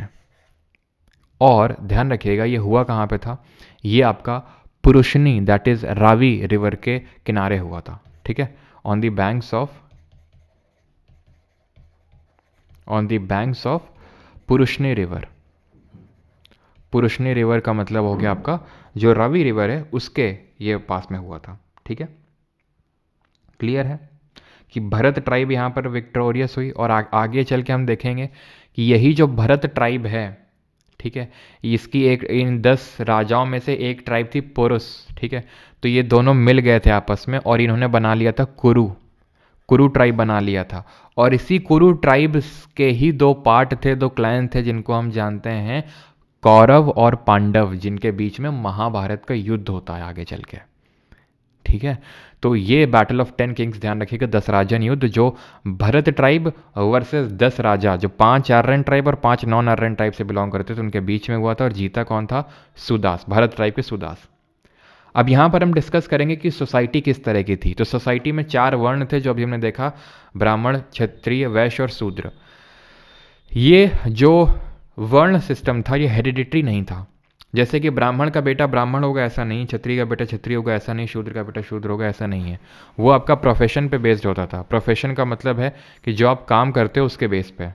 ठीक है, यानी कि अगर कोई किसी ने अगर एक तरह से क्या किया है, सैक्रिफाइस किया है, और वो जो हमारे वेद हैं उनको रिसाइट करता है, वेदों को पढ़ता है, तो उसको ब्राह्मण बोला जाएगा। ठीक है, जो वॉर में जा रहा है, जो जस्टिस सर्व कर रहा है, उसको क्षत्रिय बोला जाएगा। ठीक है, जो ट्रेड एंड प्रोफेशन में लगा हुआ उसको वैश्य बोला जाएगा। एंड जो जो हमारे मीनियल टास्क होते हैं जो कि लोअर लेवल के होते हैं वो करता है तो उसको शूद्र बोला जाएगा। तो वो प्रोफेशन के बेसिस पे था, ना कि आपके जन्म के बेसिस पे था, हेरिडिटरी बेसिस पे वो नहीं था। ठीक है, और इस टाइम के पे कोई चाइल्ड मैरिज भी नहीं थी, विडो रीमैरिज होती थी जिसको नियोग बोला जाता था। नियोग का मतलब होता है जहाँ पर अगर कोई यंग विमेन है, उसके हस्बैंड की अगर डेथ हो जाती है तो she was married to the younger brother of her husband. ठीक है, तो उसको नियोग बोला जाता है। पैट्रियार्कल सोसाइटी थी अभी तक, लेकिन उतनी ज़्यादा रिजिड नहीं थी। चाहे वो हम वर्ण सिस्टम की बात करें, रिजिड नहीं तो नहीं कि भाई ब्राह्मण का बेटा ब्राह्मण ही होगा, और बहुत ज़्यादा रिजिड का से मेरा मतलब है कि डिमार्केशन नहीं था कि शूद्र को बहुत ही ऐसे निचले दर्जे से देखा जा रहा है, ब्राह्मण को बहुत ही उच्च दर्जे से देखा जा रहा है। तो ये ऐसा रिजिडनेस या फिर डिमार्केशन अभी तक सोसाइटी में नहीं था। पैट्रियार्कल सोसाइटी थी, दैट मीन्स कि यहाँ पर ठीक है कि भाई मेल डोमिनेटेड थी, लेकिन ऐसा नहीं कि वुमेन की कंडीशन अच्छी नहीं थी। ठीक है, यहाँ पर जो काऊ थी उसको अघन्य यानी कि प्योर कंसिडर किया गया और नॉट टू बी किल्ड। अघन्य का मतलब होता है जिसको मारा नहीं जा सकता है, तो अघन्य यानी कि काऊ बहुत इंपॉर्टेंट थी, खासकर अर्ली वैदिक एज में। It was a wealth resider. ठीक है, जिसके पास ज़्यादा वेल्थ होती थी, ज़्यादा काउज होती थी, उसको बोला जाता था गौमत। गौमत मतलब इसके पास बहुत सारी गायें हैं, यानी कि ही और ही वॉज अ वेल्दी पर्सन। गविष्ठी गायों के लिए जो युद्ध होता था, गवित्री जो गाय दूहती थी उसको गवित्री बोला जाता था, ठीक है, जो गाय दूहती थी उसको गवित्री बोला जाता था, ठीक है। तो जो गाय है उसकी इंपॉर्टेंस बहुत ज़्यादा थी इस टाइम पे, यहाँ तक कि जब सैक्रिफाइसेस परफॉर्म किए जाते थे, रिचुअल्स किए जाते थे, तो ब्राह्मण्स को गाय दी जाती थी डोनेशन में, ठीक। अब आते हैं पॉलिटी किस तरह से थी इस टाइम पे। तो इलेक्टिव मोनार्की थी, हेरिडेटरी थी, लेकिन वो हेरिडेटरी इन द सेंस कि इलेक्टिव मोनार्की का मतलब है कि इलेक्शन टाइप होते थे, प्योरली हेरिडेटरी नहीं था कि एक जो राजा है उसी का बेटा राजा बन रहा है, इलेक्टिव मोनार्की थी, ठीक है। यानी कि यहाँ पर असेंबली हुआ करती थी, 3 तरह की असेंबली थी, सभा, समिति और विदट। सभा कम्युनिटी ऑफ फ्यू प्रिविलेज्ड, यानी कुछ लोग जो बहुत प्रिविलेज्ड हैं, ठीक है, उनकी कम्युनिटी को सभा बोला जाता था। जो कम्युनिटी ऑफ कॉमन पीपल होती थी, कॉमन पीपल यानी आम लोगों की जो कम्युनिटी होती थी, जो असेंबली होती थी, उसको समिति बोला जाता था। और जो असेंबली है रिलीजियस पर्पस के लिए होती थी, धार्मिक काम के लिए होती थी, उसको विदट बोला जाता था। रैंकिंग क्या होती थी ऑफिशियल्स की, तो जो पंडित होता था उसको पुरोहित बोला जाता था, जो आर्मी चीफ होता था उसको सेनानी बोला जाता था, और जो गांव का मुखिया होता था उसको ग्रामीणी बोला जाता था, ठीक है। कुल का मतलब होता है आपकी एक फैमिली, कुल का मतलब होता है फैमिली, जैसे कि आप हो गए, ठीक है, आपके फादर, उनके फादर, उनके फादर, ठीक है, तो ये सब क्या बना देते हैं, कुल। ऐसे कुल से एक गांव बन जाता है। आपने देखा होगा कि गांव में यूजुअली क्या होता है कि गांव में सब एक ही माना जाता है कि सबके ओरिजिन्स एक ही हैं। जैसे हमारे गांव में क्या है कि सारे मतलब इक्का दुक्का घरों को छोड़ के सारे ही परमार परमार परमार सब मतलब पूरा गांव ही है, ठीक है। तो ये माना जाता है कि ये सब सेम गोत्र से, अभी गोत्र सिस्टम क्लियरली आया नहीं है, वो लेटर वैदिक एज में थोड़ा सा ढंग से आता है, गोत्र सिस्टम उसको बोला जाता है। कि गोत्र का मतलब होता है जहाँ हमारी गाय तुम्हारी गाय मतलब सेम जगह बनती थी, तो इसका मतलब हमारा सेम गोत्र है। और सेम गोत्र में विवाह करना गलत माना जाता है। क्यों? क्योंकि अगर हमारा सेम गोत्र है यानी हम सेम गांव से हैं, तो हमारे मतलब रूट्स, हमारे एंसेस्टर सेम है, तो हम हुए क्या, भाई भाई या भाई बहन। तो इसीलिए आपने देखा होगा कि अगर गांव में, एक ही गांव में अगर कोई कपल मैरिज कर लेते, जैसे हमारे गांव में भी मैं गया था तो सुनने में आया कि एक कपल है, ठीक है, तो मतलब उन्होंने मैरिज कर लिया, दोनों गांव के ही हैं मतलब हमारे, तो उन्होंने लव मैरिज कर ली। तो अब जो उनके जो फादर मदर हैं तो बेचारे उनको मुंह छुपा के जाना पड़ता है, ऐसा मैंने सुना, ठीक है। तो क्यों मुंह छुपा के जाना पड़ता है? क्योंकि सोशल उनका जो है क्योंकि सोशली जो है इनका मतलब थोड़ा सा उनको शर्म आती है ना, कि देखो अपने लड़कों पे, बच्चों पे कंट्रोल नहीं कर पाए।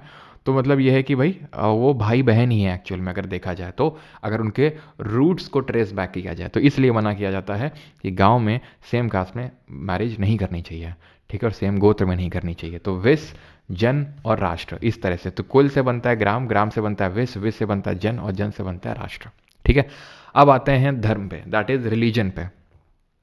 तो रिलीजन पे अगर बात करें, घर वालों ने रोका नहीं बेटा, घर वाले रोक नहीं पाए, ऐसे मतलब मैंने सुना है, मुझे पता नहीं कि भाई, नहीं निब्बा निब्बी नहीं यार, एक्चुअल में आई थिंक जो मैंने सुना है, मुझे पता नहीं है, कि भाई जो लड़का है वो यूपी पुलिस में सब इंस्पेक्टर है, और जो लड़की आई थिंक दिल्ली पुलिस में है वो। तो जब दोनों की जॉब लग गई, दोनों साथ पढ़ते, तो इस वजह से निब्बा निब्बी नहीं है चलो भाई, तो रिलीजन पे आते हैं। वैसे चलो खैर छोड़ो, रिलीजन पे आते हैं। तो रिलीजन पे ये है कि दे वर्शिप्ड नेचर, ठीक है। तो दे वर्शिप नेचर, यानी कि नेचर की वर्शिप करते थे। ऐसा जैसे ने बताया टेम्पल्स वगैरह नहीं होते थे, नो टेम्पल्स, टेम्पल्स नहीं थे, इमेज वर्शिप नहीं थी, ठीक है, इमेज वर्शिप नहीं थी। तो दे वर्शिप नेचर, इंद्र, पृथ्वी, अग्नि, सोम और वायु, ये क्या हैं? ये हमारे रिलीजन्स हैं, ये हमारे क्या हैं, मतलब ये जो गॉड कंसिडर किए जाते थे। Indra was considered as Purandar, Purandar मतलब डिस्ट्रॉयर ऑफ फोर्ट, और बाद में चल के देखेंगे यही बन गया लॉर्ड ऑफ प्लो, ठीक है, लिखा भी हुआ यहाँ पर लॉर्ड ऑफ प्लो, प्लो मतलब हल। तो अच्छी खेती हो, है ना, और अच्छी सारी बारिश वगैरह हो, तो उसके लिए इंद्र भगवान की पूजा की जाती थी, ठीक है। पृथ्वी, सो दैट अच्छी उपज हो। अग्नि, अग्नि को एक इंटरमीडियरी कंसिडर किया जाता है ह्यूमन और गॉड के बीच में, भगवान और इंसान के बीच में एक इंटरमीडियरी कंसिडर किया जाता है। क्यों? क्योंकि जब कोई भी चीज़ को अग्नि में जलाते हो तो अग्नि के वेपर्स कहाँ पर जाते हैं? ऊपर की ओर जाते हैं, अग्नि ऊपर की ओर उठती है। हमारे एक वो कौन है, पूकी बाबा हैं, जानते हैं ना पूकी बाबा का कौन है? तो पोकी बाबा का आई थिंक एक कोई वीडियो देख रहा था, उसमें यही कोई ऐसा लॉजिक बता रहे थे, पता नहीं कि अग्नि ऊपर की ओर क्यों उठती है, पता नहीं याद नहीं, लेकिन कुछ ऐसा बता रहे थे वो। तो अग्नि ऊपर की ओर जाती है तो ये माना जाता है कि वो ह्यूमन, वो भगवान तक पहुंचती है। तो it is a kind of intermediate between human and God. तभी जब कोई सैक्रिफाइस वगैरह परफॉर्म किया जाता है तो हवन किया जाता है, और हवन में आपको पता है ना अग्नि वगैरह। सोम हमने देख लिया ना, जो 9th मंडल में मेंशनड है। और एक चीज़, ये जो अभी हमने वॉर देखा था, ये पता है किस मंडल में? It is mention in the 7th मंडल, ठीक है। ये 7वें मंडल ऑफ ऋग्वेद में है, ये 7th मंडल में। क्लियर? तो ये चीज़ है। And Rudra God of animal, इनकी इंपॉर्टेंस बाद में चल के और ज़्यादा बढ़ जाती है लेटर वैदिक एज में। अदिति के बारे में बता दिया मैंने, मदर ऑफ गॉड्स, और ये भगवान सूर्य की मदर थी। सावित्री, जिनके लिए गायत्री मंत्र डेडिकेटेड है, जो विश्वामित्र ने लिखा। और कोई ज़्यादा एनिमल वर्शिप नहीं थी, टेम्पल में कोई वर्शिप नहीं होती थी, टेम्पल में भी ऐसा कोई सैक्रिफाइस परफॉर्म नहीं किया जाता था, ओपन सैक्रिफाइस किया जाता था, और इमेज वर्शिप उस टाइम पे नहीं होती थी, ठीक है। पॉटरी वॉटरी पे आगे बढ़ें। चलो मुझे याद दिलाना कि मुझे आपको, अगर यहाँ पर नहीं लिखा होगा तो मुझे आपको बताना है, एंड दैट इज़ अबाउट कि कौन कौन सी तरह की सैक्रिफाइसेस होती थी। मैं आपको एक कहानी बताऊंगा फिर वहाँ पे किस तरह से घोड़े अश्वमेध यज्ञ को परफॉर्म किया जाता था, ठीक है। पॉटरी इस समय पे ऑकरे कलर्ड होती थी। मैं किस टाइम की बात कर रहा हूँ sir and ma'am? Early Vedic as की बात कर रहा हूँ, ठीक है। तो ऑकरे तो मोस्टली ऑकरे नहीं थी, ठीक है, ब्लैक एंड रेड वेयर भी थी, और धीरे धीरे ये पेंटेड ग्रे वेयर में आ गई थी लेटर वैदिक एज में। ऑकरे कलर्ड कहाँ पर थी?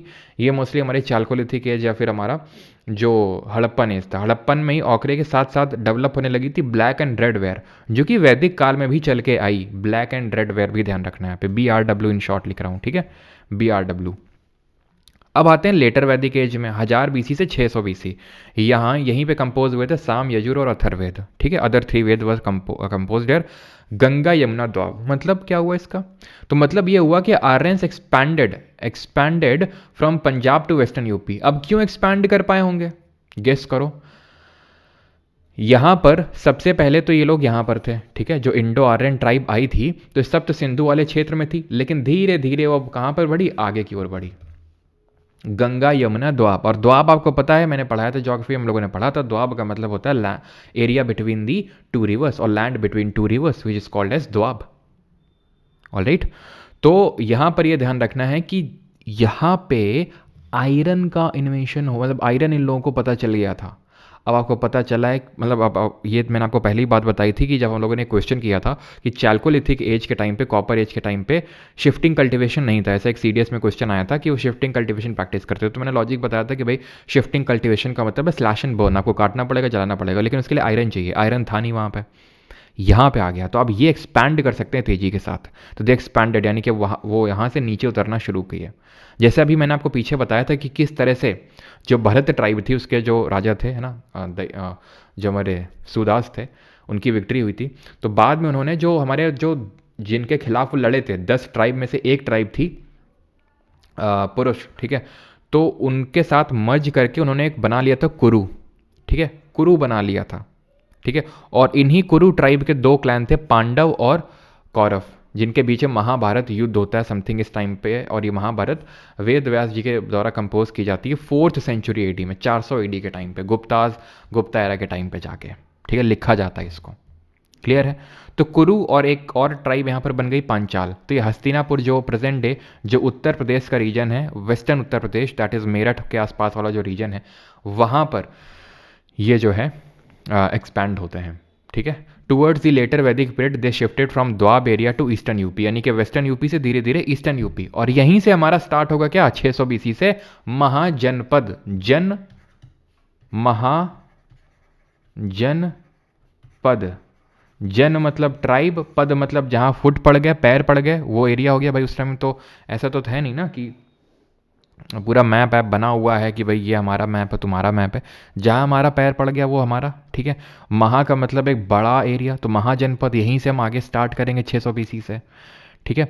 एक्सपेंशन क्यों पॉसिबल हो पाया? बिकॉज आयरन वेपन्स थे और हॉर्सेस इनके पास थे, क्योंकि जैसे हमने देखा ये सेंट्रल एशियन ट्राइब थी, है ना। टर्की, हमारा जो स्टेपी वाला एरिया वहाँ से टर्की में है, टर्की से यहाँ पर है, तो वो हॉर्सेस के थ्रू ही आए होंगे, ऐसे चल के तो नहीं आए होंगे, ठीक है।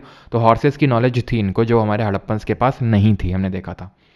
और आयरन के बारे में इनको नॉलेज थी, ये कैसे हमें पता चलता है? तो ऋग्वेद में ही आगे चल के बाद में, सॉरी, ऋग्वेद के जो मेरे आगे वेद आते हैं, खासकर जो सामवेद और यजुर्वेद, ऋग्वेद नहीं, सामवेद और यजुर्वेद, वहाँ पर कृष्ण अयाज और श्याम अयाज, अया का मतलब होता है मेटल और कृष्ण और श्याम का दोनों का मतलब होता है ब्लैक। तो ब्लैक मेटल क्या होता है, काले कलर का जो हमारा मेटल धातु होती है वो आयरन ही होती है। तो लेटर वैदिक एज में, तो इसलिए हम बोलते हैं कि अर्ली में नहीं पता चला इनको आयरन के बारे में, लेटर में पता चला, क्योंकि अर्ली में तो ऋग्वैदिक कंपोज हो गया था और वहाँ पे इसके बारे में मेंशन नहीं है। बाकी के जो आगे वेदास हैं उनमें मेंशनड है, तो इसलिए लेटर वैदिक एज में जाके इनको आयरन के बारे में, लोहे के बारे में पता चला। Alright, clear. Agriculture was the chief means of livelihood, यानी कि ये पैस्टोरल कम्युनिटी से एग्रीकल्चर की ओर शिफ्ट हो गए। ऐसा नहीं कि अर्ली वालों को एग्रीकल्चर की नॉलेज नहीं थी, लेकिन मेनली पैस्टोरल कम्युनिटी थे जो बाद में धीरे धीरे एग्रीकल्चर की ओर शिफ्ट हो गए। King also did manual labour in the field, है ना, जो राजा होते थे वो भी मतलब फील्ड में लेबर करते थे, ठीक है, काम करते थे।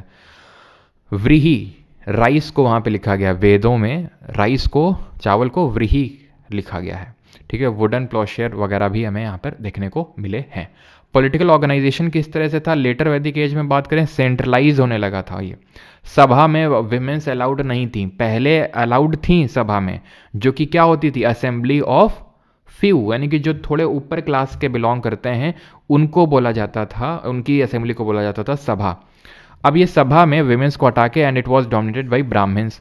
समिति, असेंबली ऑफ कॉमन पीपल अभी थी, विदट डिसअपियर्ड, खो गई है, कहाँ गई, दिखती नहीं है, ठीक है। डिसअपियर्ड गलत है स्पेलिंग, ठीक है। तो ये क्या हो गई, डिसअपियर हो गई, डिसअपियर्ड। बाली क्या होती थी उस समय, जो किंग को वॉलेंट्री ऑफरिंग देनी होती थी वो बाली होती थी। सोसाइटी की अगर बात करें, जो वर्ण सिस्टम था अब वो काफ़ी रिजिड हो गया था।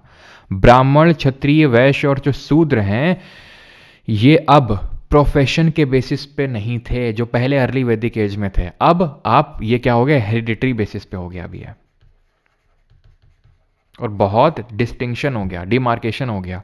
ब्राह्मण, क्षत्रिय, वैश्य, शूद्र, ठीक है। क्षत्रिय ट्रेड नहीं करेंगे भैया, वैश्य ट्रेड करेंगे, ठीक है। क्षत्रिय क्या करेंगे, ये काइंड ऑफ वॉर वगैरह में जाएंगे और प्रोटेक्ट करेंगे लोगों को, ठीक है। ये सर्वेंट और ये जो है क्या करेंगे, जो ब्राह्मण्स हैं ये सबसे ऊपर थे ब्राह्मण्स, और इनका काम था कि सैक्रिफाइसेस परफॉर्म करनी है, रिचुअल्स करने हैं लोगों के लिए। और धीरे धीरे ये होने लगा कि ये सब जो है शूद्र के लिए नहीं है, रिचुअल्स और सैक्रिफाइसेस, उसको नीचे ही रहना है। कंडीशन ऑफ वेमेन खराब होने लगी यहाँ से। गोत्र सिस्टम यहाँ पर एमर्ज हुआ, जो मैं आपको बता रहा था। गोत्र का मतलब होता है कि गायें कहाँ बनती थी आपकी, ठीक है। अगर सेम गोत्र है हमारा तो मतलब हमारी गाय सेम जगह में बनती थी, ठीक है। तो इसलिए सेम गोत्र मैरिज नहीं करना चाहिए। ये क्या है, ये आपके फेजेस ऑफ लाइफ हैं, ठीक है। इनको आश्रम बोलते हैं, ठीक है। तो ये हमारे 4 फेजेस ऑफ लाइफ होते हैं, ध्यान रखिएगा अच्छे से। 4 फेजेस ऑफ लाइफ होते हैं जो कि हैं ब्रह्मचर्य, गृहस्थ, वनप्रस्थ और संन्यास। ब्रह्मचर्य का मतलब होता है जो आपका फर्स्ट फेज ऑफ लाइफ होता है। फर्स्ट फेज ऑफ लाइफ में आपको क्या करना होता है, आपको जो है वर्ल्डली प्लेजर से दूर होके अपनी पढ़ाई लिखाई पे फोकस करना होता है, ठीक है। गृहस्थ होता है, यानी कि गृहस्थ ये आप समझ सकते हो कि एज 0 to till 25, ये होता है गृहस्थ। आपका सेकंड फेज ऑफ लाइफ होता है आपका, जो 25 से लेके 50 साल आप तभी, है ना, जैसे 25 से ऊपर एज होती है शादी का प्रेशर बनने लगता है घर वालों की तरफ से, है ना, कि शादी करो शादी करो, है ना। वनप्रस्थ, जब आप गृहस्थ जीवन जी चुके होते हैं तो उसके बाद आप वन की ओर जाते हैं। 50 साल के ऊपर जब आप हो जाते हैं, इसको थर्ड फेज ऑफ लाइफ बोला जाता है। और उसके बाद आप संन्यास ले लेते हैं, यानी कि आप अब मोक्ष की प्राप्ति में चले गए हैं। अब आप सीधे इसके बाद डेथ में एंटर कर गए हैं, ठीक है। तो ये 4 आश्रम आपको ध्यान रखना है जो हमारे 4 फेजेज ऑफ लाइफ होते हैं। क्लियर है। फिर उपनिषद क्या होते हैं बताया था, उपनिषद वेदांत होते हैं वेदों के अंत में, जो काइंड ऑफ फिलोसफिकल डिस्कशंस हैं। सर यवा आपका जौ को बोला जाता है, जैसे यहाँ पर व्रीहि है राइस के लिए, तो यव वर्ड यूज़ किया जाता है। जव, जो जौ नहीं होती जिसको बारले बोलते हैं हिंदी में, ठीक है। तो जौ नोट कर लो या बारले, ठीक। और किसी कोई डाउट है यहाँ तक, जल्दी से बताएंगे। फिर हम मैरिज के टाइप्स देखेंगे और फिर आप बताइएगा कि आप किस तरह की शादी करने वाले हैं, किस टाइप की मैरिज करने वाले हैं।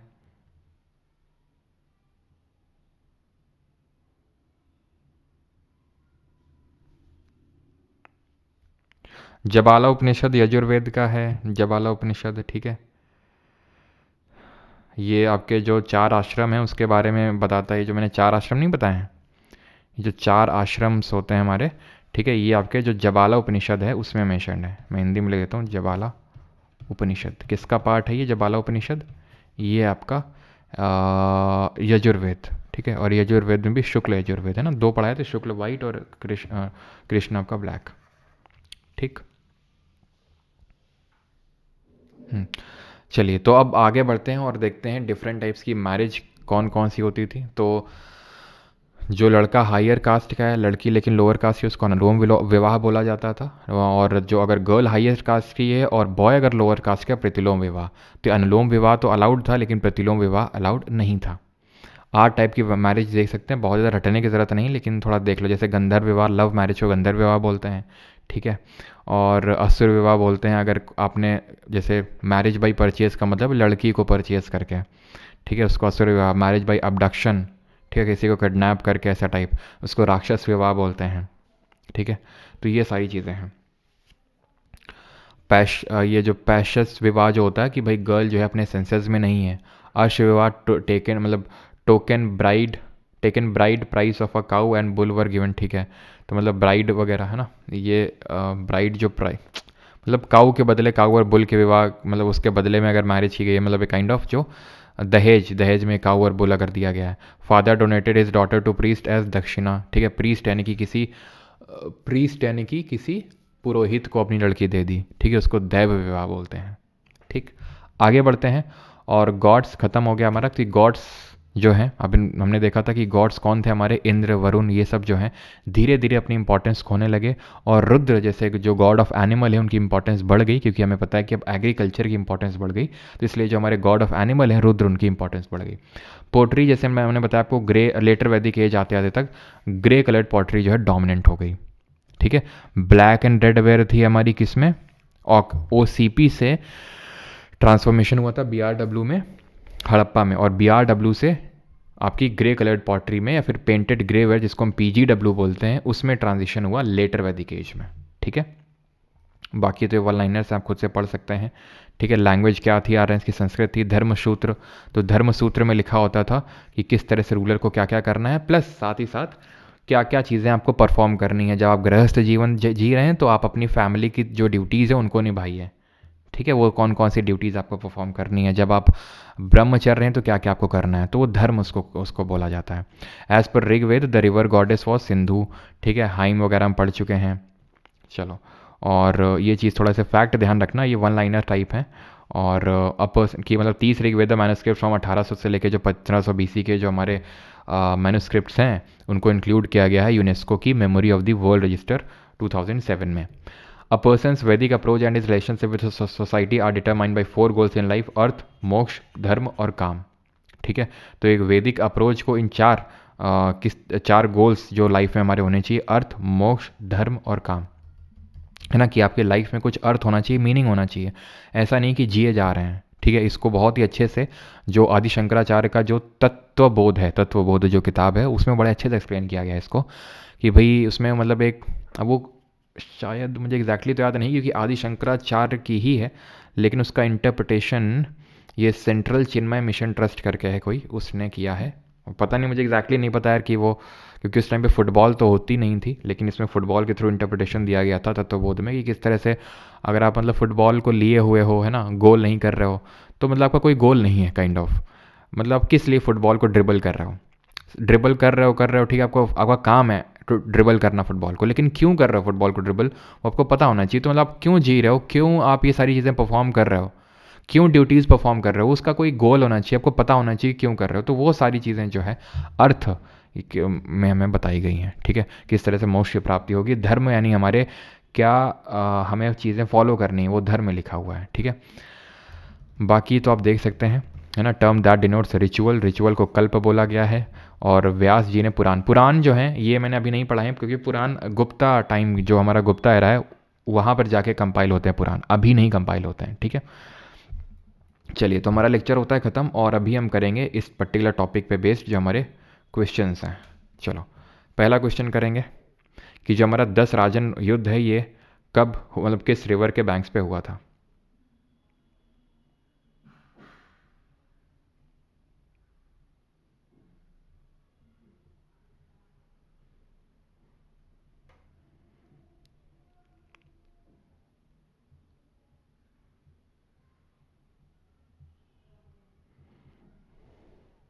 बताइए। तो as the at the banks of which of the following rivers was battle of 10 kings, यानी 10 राजन, ये जो युद्ध है वो किस रिवर के बैंक्स पे हुआ था? सरस्वती, दृषद्वती, पुरुषनी, ठीक है, जो रावी रिवर है हमारी, पुरुषनी है ना। शतुद्री कौन सी है? जो सतलज है उसको शतुद्री बोलते हैं।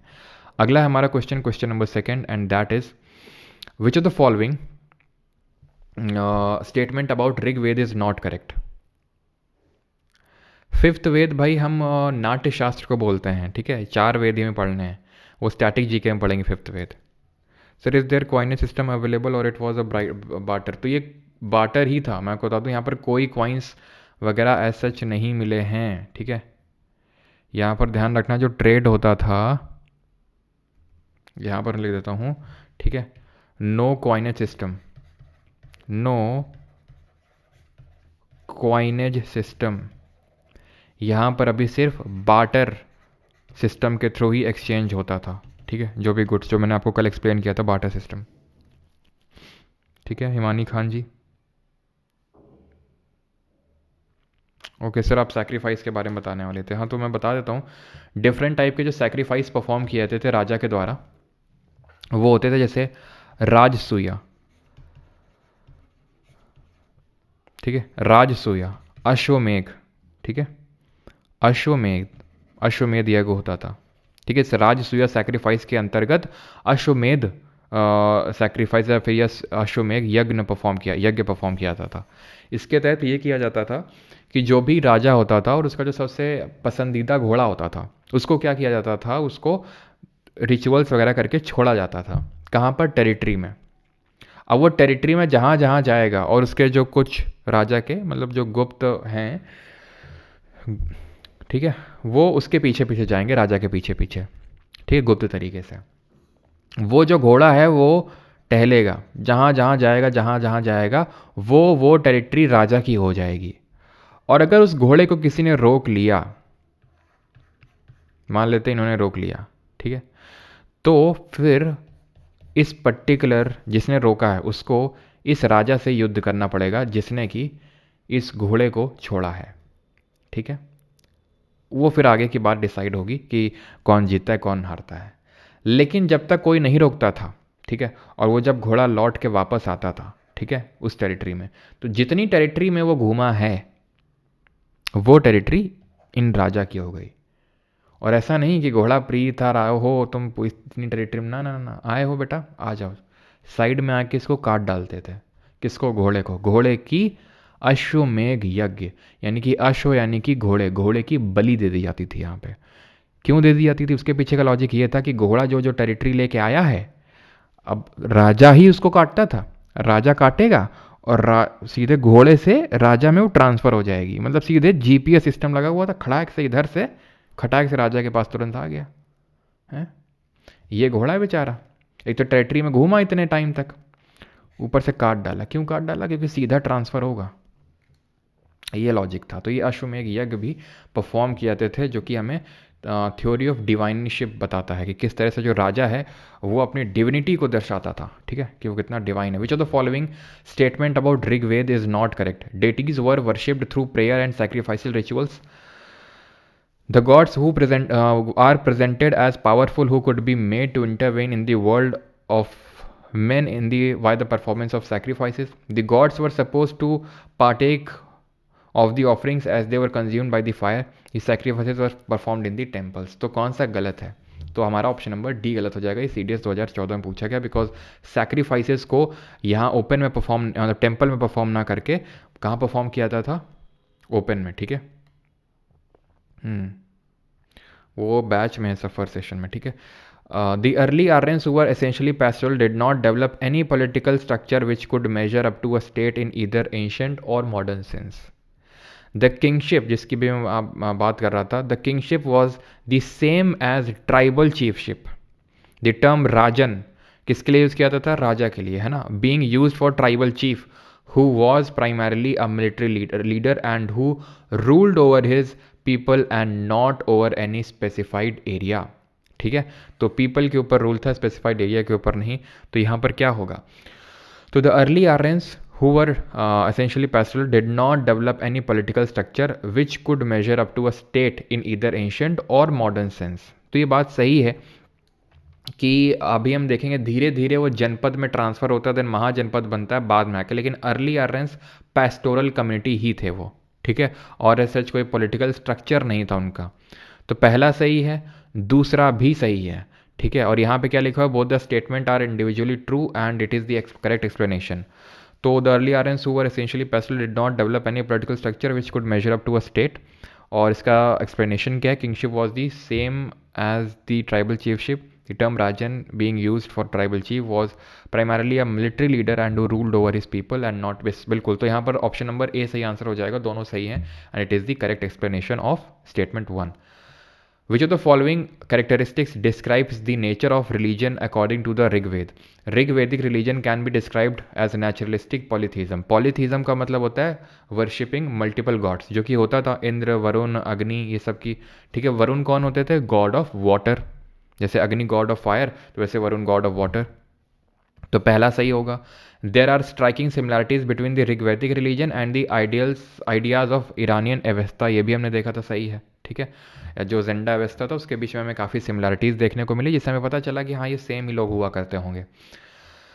वैदिक sacrifices were conducted in the house of the priest who was called as yajman, ठीक है। तो हाउस ऑफ प्रीस्ट में या फिर ये ओपन में परफॉर्म होती थी, या तो प्रीस्ट के पुरोहित के घर में या फिर ओपन में सेक्रीफाइसेज परफॉर्म होती थी, टेम्पल में नहीं होती थी। लेकिन Vedic sacrifices were of two kind, those conducted by the householder and those that required ritual specialists, ठीक है। तो यहाँ पे 1 2 3 तो होगा, एक सेकेंड द ऋग्वैदिक यजमान वाली बात तो सही है। आई थिंक यहाँ पर तीसरा वाला गलत होना चाहिए, ठीक है, मेरे हिसाब से, बिकॉज 1 2 3 4 एक second the Vedic sacrifices are conducted in the house of the priest.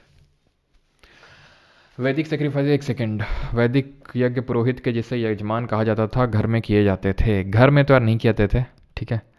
यजमान, ये बात तो सही है, यजमान बोलते थे, ठीक है, लेकिन हाउस ये वाला गलत होगा, ठीक है। तीसरा वाला आपका गलत होगा, जिसकी वजह से 1 2 4 को चेक करते हैं। Vedic sacrifices were of two kind, those conducted by the householder and those that required ritual specialist, सही है, ठीक है। तो 1 2 एंड 4 ऑप्शन नंबर डी यहाँ पर सही आंसर होगा, ठीक है। बढ़िया क्वेश्चन है ये। तो यहाँ पर ध्यान रखना कि it were those sacrifices were conducted in the open, not in the house या फिर टेम्पल में नहीं होती थी, ठीक है। 10वें मंडल में of Rig Veda which of the following hymns reflects upon the marriage ceremony? Surya Sukta, Purusha Sukta, दान स्तुतिज या फिर उर्न स्तुतिज, बताइए।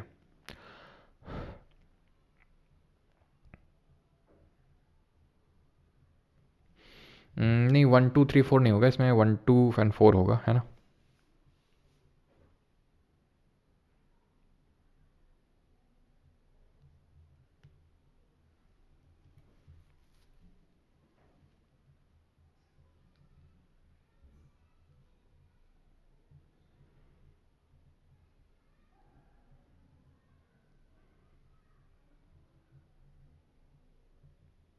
चलो, तो यहाँ पर ये क्वेश्चन क्या पूछा गया है आपका, in the 10th Mandala of the Rig Veda which are the following hymns? तो भाई पुरुष शुक्ता तो होगी नहीं, ठीक है, पुरुष शुक्ता तो होगी नहीं, क्योंकि ये तो आपका सॉरी एक सेकेंड पुरुष शुक्ता ही तो होना चाहिए, क्योंकि इसमें पूछा गया है which are the following hymns reflect upon the marriage ceremonies, तो इसलिए पुरुष शुक्ता ही होगा, ठीक है। ऑप्शन नंबर बी ही इसका आंसर होगा, क्योंकि इसी में लिखा हुआ है किस तरह से जो हम लोगों ने डिफरेंट टाइप के विवाह देखे हैं कि अनुलोम विवाह तो हो सकता है, यानी कि हायर वर्ण का जो मेल है वो लोअर वर्ण की फीमेल से मैरिज कर सकता है, लेकिन वाइसे वर्षा ट्रू नहीं होगा, ठीक है।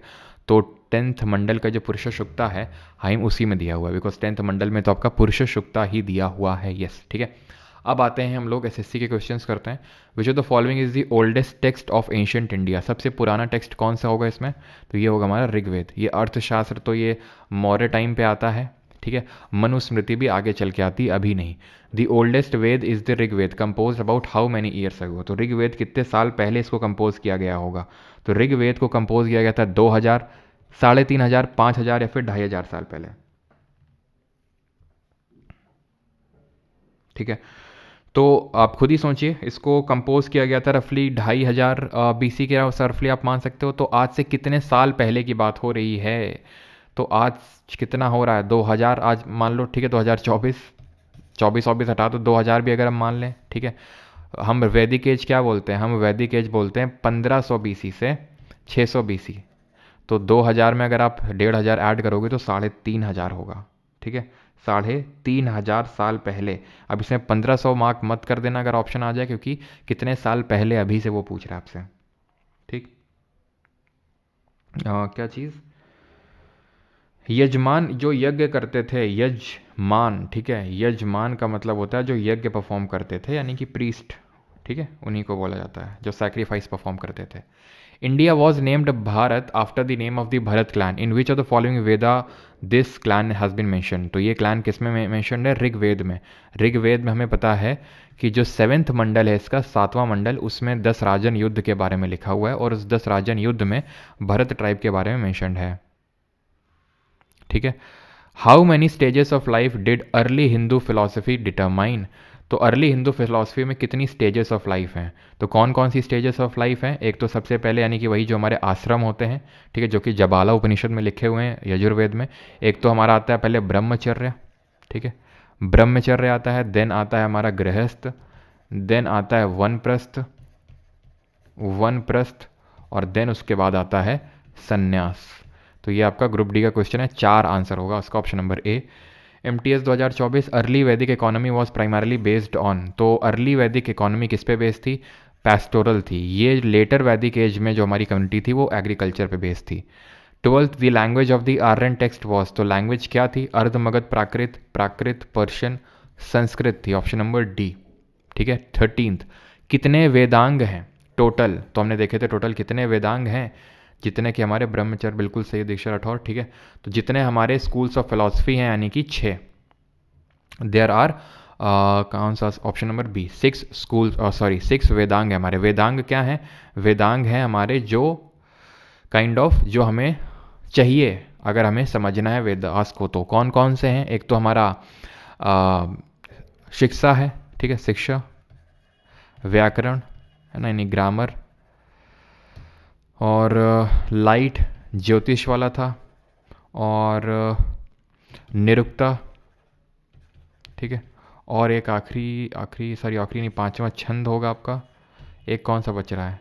शिक्षा, व्याकरण, ज्योतिष, निरुक्ता, छंद, कल्प, ठीक है, कल्प। तो ये होते हैं हमारे जो 6 वेदांग होते हैं। How many Mandalas are there in the Rigveda. तो ऋग्वेद में टोटल कितने मंडल हैं? 10 किताबों यानी कि 10 मंडल से मिलके बने हमारे ऋग्वेद, और जिसमें 3rd मंडल में गायत्री मंत्र है, 9th मंडल में भगवान सोम के बारे में दिया हुआ है, 10th मंडल में दिया हुआ है पुरुष शुक्ता के बारे में, और 7th मंडल में 10 राजन युद्ध के बारे में दिया हुआ है। 15th, hymns of Rigveda are also known as. तो जो ऋग्वेदा की हाइम्स उनको और किस नाम से जानते हैं? उनको हम सुक्ता के नाम से जानते हैं, है ना, पुरुष शुक्ता, ये सब जो हमने पढ़ा था, तो शुक्ता के नाम से जानते हैं इनको। अगला है द मेन कलेक्शन ऑफ वैदिक हाइम्स आर कॉल्ड एज। तो हमने पढ़ा था कि जो हमारे वेद हैं उनके 4 कंपोनेंट होते हैं। 4 कंपोनेंट में जो पहला कंपोनेंट था वो संहिता था, ठीक है, संहिता किसको बोलते हैं? कलेक्शन ऑफ हाइम्स को। दूसरा क्या था? ब्राह्मण। तीसरा क्या था? अरण्यका। चौथा क्या था? उपनिषद, जिसको वेदांत बोलते हैं। Sanskrit is a term of family, sorry is a part of a family of languages known as. तो संस्कृत किस फैमिली लैंग्वेज से बिलोंग करता है, किस लिंग्विस्टिक ग्रुप से बिलोंग करता है? तो ये हमारा इंडो यूरोपियन फैमिली, ठीक है, ऑप्शन नंबर ए। अगला क्वेश्चन है, that is this, Rigveda is the earliest specimen of. तो ऋग्वेद जो है अर्लीस्ट स्पेसिमेन किसका है? इंडियन लैंग्वेज का, Indo European language, Russian language, या फिर इंडो अफ्रीकन? तो आंसर होगा Indo European. Rigveda is the holiest of the 4 Vedas, क्योंकि सबसे पहले बना था, सबसे ओल्डेस्ट वेद है, 10 चैप्टर से मिलकर बना है, जिनको हम मंडल बोलते हैं। टोटल इसमें 10,600 वर्सेज हैं। हाइम्स कितने हैं? तो हाइम्स हैं इसमें, यानी शुक्ता कितने हैं? 1028 शुक्ता हैं। Who among the following was सेनानी इन द ऋग्वेदिक पीरियड। तो सेनानी कौन होता था? तो सेनानी वो होता था जो सेना को लीड कर रहा है, that means a war hero. Tax officer as such कोई नहीं हमें अभी देखने को मिलता है, क्योंकि जो टैक्स कलेक्ट कर रहा है अलग से वो बाद में आएंगे। अस्किनी किस रिवर का नाम है? जो अस्किनी जो सप्त सिंधु का पार्ट है वो किस नदी का पुराना नाम है? सही है अर्नब। ट्रैविस हेड से याद आया, मैच वैच चल रहा है ना, किसी ने जो आई थिंक डेब्यू किया है, कोई शतक अतक मार दिया क्या?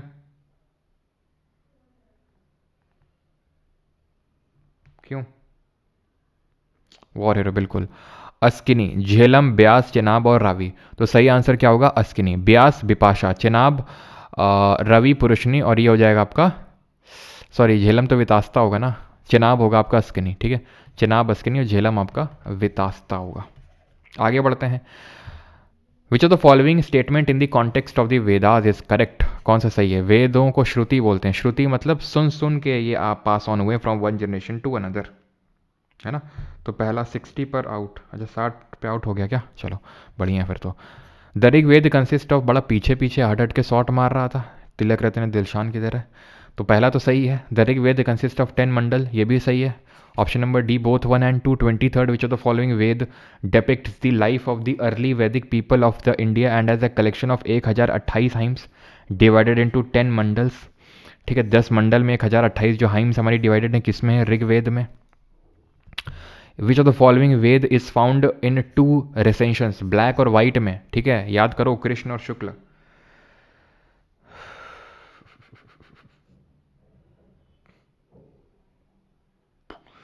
ऋषभ मिश्रा बोल रहे हैं सर यजमान वाला क्वेश्चन CDS PYQ बुक में चारों ऑप्शन सही दिखा रहा है। चारों ऑप्शन सही दिखा रहा है यजमान वाला? अच्छा चलो इसको एक बार मैं कंफर्म करूँगा, ठीक है। मुझे इसको ऑफिशियल आंसर की से कंफर्म करना पड़ेगा, ऑफिशियल से। देन मैं आपको एक बार और कंफर्म कर दूंगा, बिकॉज बुक से नहीं होता है, बुक और वेबसाइट से मेन होता है ऑफिशियली क्या माना गया है, ठीक है। ऐसे बुक में तो मानते हैं कि भाई Harappans knew about the horse, लेकिन UPSC मानता है कि नहीं, घोड़े के बारे में हड़प्पन्स को नहीं पता था, ठीक है।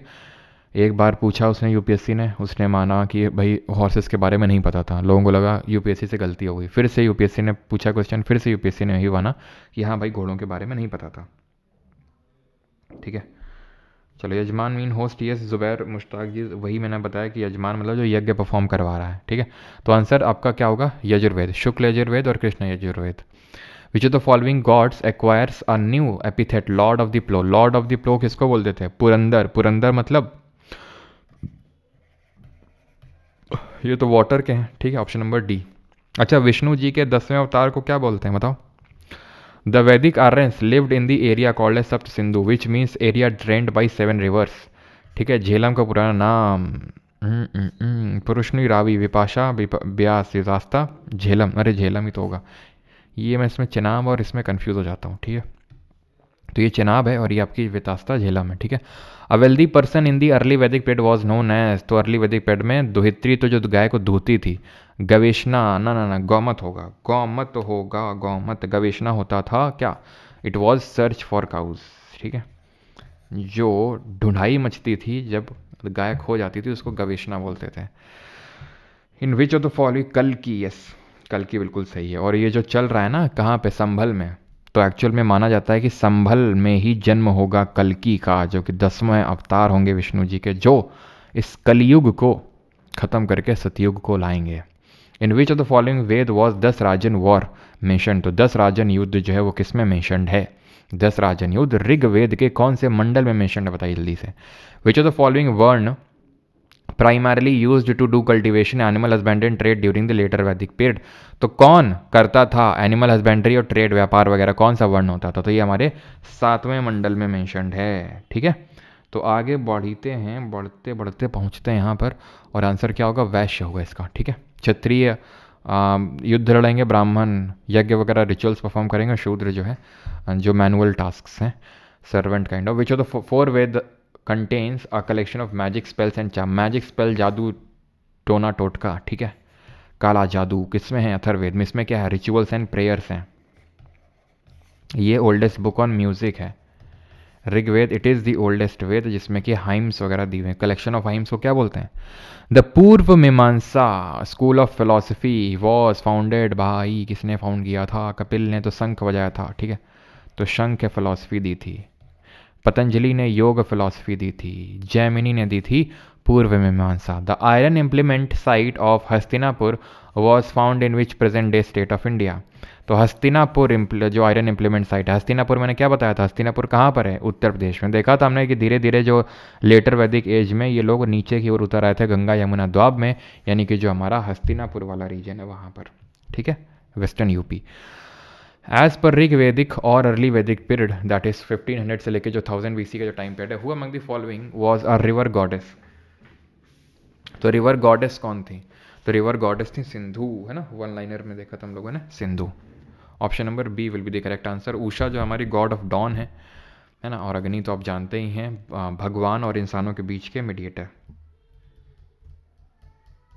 सर ऐसा भी तो था कि on the basis of work उनके कास्ट होंगे, यस, 10 स्टार। वो लेटर वैदिक एज में इसी वर्ण सिस्टम से डिफरेंट कास्ट एमर्ज हुई कि इस कास्ट के लोग इस वर्ण में आते हैं और इनको ये काम करना होगा, ठीक है। In the Rigveda there is a hymn in the form of a dialogue between sage Vishvamitra and 2 rivers that were worshipped as goddess. तो कौन सी 2 नदियां और विश्वामित्र के बीच में एक डायलॉग के ऊपर एक हाइम है ऋग्वेद में, तो ये 2 नदियां हैं कौन सी, अलकनंदा भागीरथी अभी तक मेंशन्ड ही नहीं थी ऋग्वेद में, ठीक है। गंगा यमुना मेंशन्ड ही नहीं थी अभी तक। क्या हमने पढ़ा कहीं पे अलकनंदा भागीरथी गंगा यमुना, ना ही पढ़ा हमने, ठीक है। तो ऑप्शन नंबर डी आंसर होगा, ब्यास और Sutlej. Which of the following statement about gotra practice in ancient India is true. तो गोत्र के बारे में कौन सा सही है स्टेटमेंट, आप बताइए।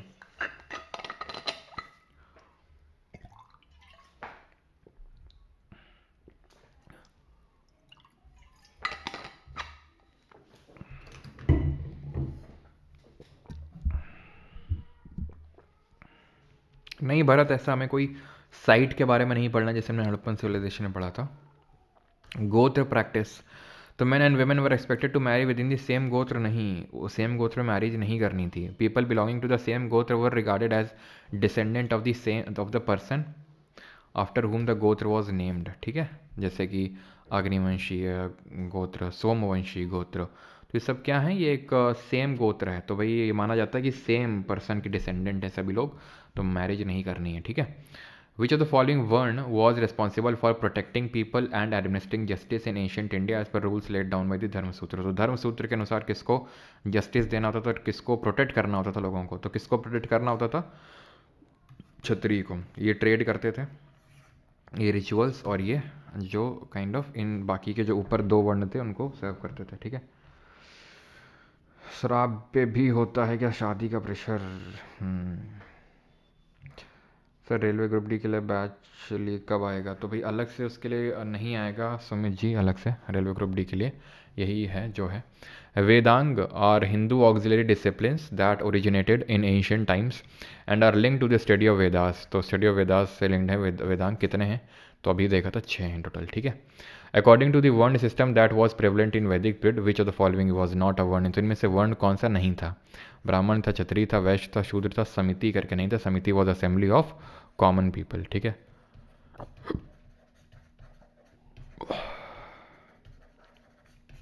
ठीक है, सभा थी जो मेन लोगों की असेंबली थी, assembly of few privileged ones. अगला है and that is A person's Vedic approach and his relationship with society are determined by the 4 goals of life. Which of the following is not among these goals? तो सिद्धि, अर्थ, काम, धर्म। तो अर्थ, मोक्ष, धर्म, काम, ये 4 हमारे क्या थे? 4 गोल्स ऑफ लाइफ थे, है ना। कि सबसे पहले हमें अर्थ पता होना चाहिए लाइफ का, मोक्ष, धर्म, काम, सिद्धि नहीं होता है, ठीक है। 40th करो। सेनानी, कुलपा, ग्रामीणी, ये किस वेद में? सेनानी मतलब जो है ना वॉर लॉर्ड है। ग्रामीणी का मतलब है जो हेड ऑफ विलेज है, गांव का मुखिया है। कुल का जो मुखिया है, ठीक है, कुलप। तो ये सब ऋग्वेद में mention. Option number C. Which Rigvedic god is considered as intermediate between god and man. God और मैन के बीच में कितना क्वेश्चन और है? बस 3 क्वेश्चन और 45 तक करेंगे, फिर आपका होमवर्क है। तो ये हम अग्नि को कंसिडर करते हैं कि अग्नि ऊपर वेपराइज होगी, भगवान के पास जाएगी, तो भगवान और आदमी के बीच का क्या है? ये इंटरमीडिएरी है। विच what is the collection of hymns और मंत्रा कॉल। तो हाइम्स और मंत्रा कलेक्शन ये क्या है? वेदांत है, वेदों के अंत में दिए हुए हैं, ठीक है। ये होंगे आपके श्रुति मीन्स टू हियर, ठीक है। आपका होगा संहिता, ठीक है, ऑप्शन नंबर ए। ठीक है, स्मृति का तो मतलब हो गया याद। रीत का मतलब क्या होता है, ध्यान रखना, रीत का मतलब होता है नेचुरल ऑर्डर जो फॉलो करना होता है हमें, है ना, रघुकुल रीत सदा चली आई, natural order. Book of song किसको बोलते हैं, वेद ऑफ चैंट और इवन योग ऑफ सॉन्ग। तो बुक ऑफ सॉन्ग कौन है, the earliest book on on music, that is Samaveda. Dharma Sutra क्या कंटेन करते हैं, tricks to capture an empire, norms for women only, technique to recite shloka, norms for rulers. Dharma Sutra हमने देखा था, these are norms for the rulers, ठीक है। अथर्ववेद कितने खंड का कलेक्शन है, जैसे ऋग्वेद 10 मंडल का कनेक्शन है, ठीक है, कलेक्शन है। सर आर्यंस कहाँ से आए थे, आर्यंस हमारे घर से आए थे। पूरा रामायण खत्म हो गया और पूछ रहे हैं कि सीता माता कौन थी। अथर्ववेद की अगर बात करेंगे तो अथर्ववेद 20 खंड में डिवाइडेड था। अरे अभी तो बताया था कि यहाँ पर स्टेपीज थे, ग्रासलैंड, टेम्परेट ग्रासलैंड, यहाँ जो रशिया के साउथ में है, यहाँ से टर्की में है, ठीक है। यहीं से हमें पता चलता है भोकास को जो इंस्क्रिप्शन है, जेंडा वेस्टा जो टेक्स्ट है, यहाँ से एक कबीला यहाँ की ओर आ गया और एक कबीला यूरोप की ओर चला गया, ठीक है। तो ये बताया तो था, इतनी बार रिपीट किया लेक्चर में। चलो अगला करो। विच of the following Vedas dealt with music. तो यार अब कर लेंगे आई थिंक आप क्वेश्चन, ठीक है। इतने क्वेश्चन आप करिएगा, इतने आपके लिए होमवर्क है, ठीक है। आर्यभट्टी हमने लिखी थी, ठीक। तो जिन लोगों को बैच चाहिए, नहीं रिकॉर्डिंग्स चाहिए लेक्चर की, तो सर सती प्रथा परफॉर्म होती, सती प्रथा नहीं थी अर्ली वैदिक एज में, सती प्रथा नहीं थी, विडो रिमैरिज अलाउड थी। बाद में लेटर वैदिक एज आते आते तक वुमेन की कंडीशन डिटेरियोरेट होने लगी थी, ठीक है। फिर उनको विडो रिमैरिज उतने आसानी से नहीं होती थी। हम ये नहीं बोल सकते हैं कि लेटर वैदिक एज में विडो रिमैरिज होती ही नहीं थी। ये मौर्यंस के टाइम पे ये ज़्यादा हुआ कि विडो रिमैरिज एकदम ही बंद हो गई और सती प्रथा वगैरह शुरू हो गई, ठीक है। सर परमार भी इंडिया के बाहर से आया था, बेटा हर कोई फिर इंडिया के बाहर से आया था ना।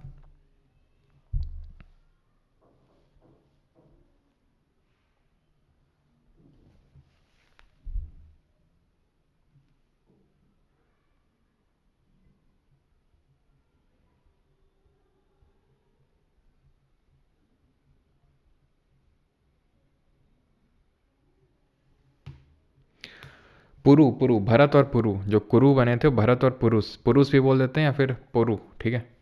जो कुरु बने थे, जो मैंने आपको बताया था, वो जो भरत जो जीते थे और जिनको हराया था उनमें से एक ट्राइब थी कुरु, ठीक है, सॉरी पुरु। तो पुरु और भरत मिलकर कुरु बनाए थे।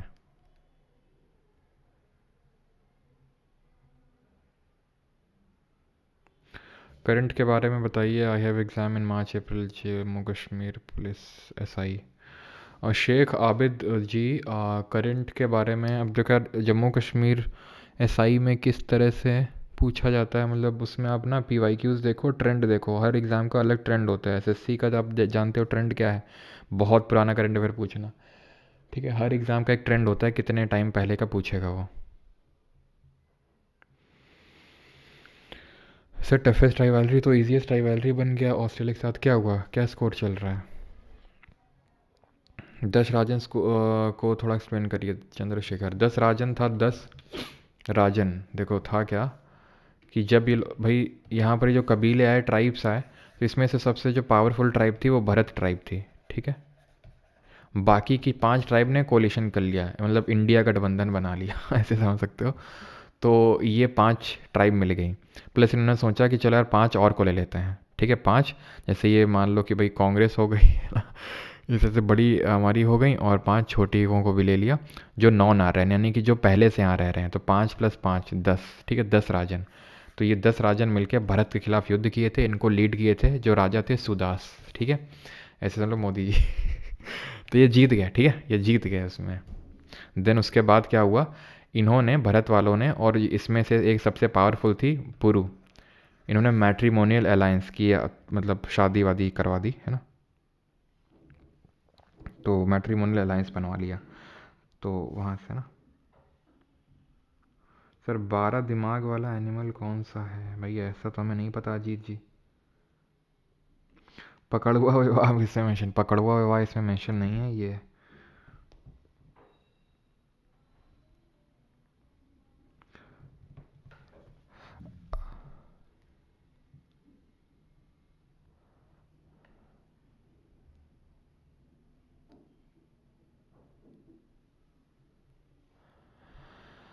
राजसूय जो है ना एक यज्ञ ही है, वही अश्वमेघ यज्ञ जो मैंने बताया था ना, वही है ये, कि इसमें भी जो चक्रवर्ती सम्राट होते थे उनको मतलब राजसूय जो यज्ञ होता था उसको, राजसूय यज्ञ संपन्न करने के बाद घोड़ा छोड़ना होता था। ठीक है, घोड़ा छोड़ने के बाद जब वो वापस आता था और जब घोड़े की बलि दी जाती थी तो उसको अश्वमेघ बोला जाता था। अश्वमेघ यज्ञ, पहले राजसूय यज्ञ होगा, बाद में अश्वमेघ यज्ञ होगा। ठीक,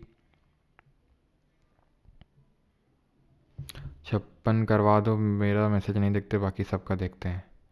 विच of the following is not associated with Aryabhata. Aryabhata यार अभी पढ़े ही नहीं ना।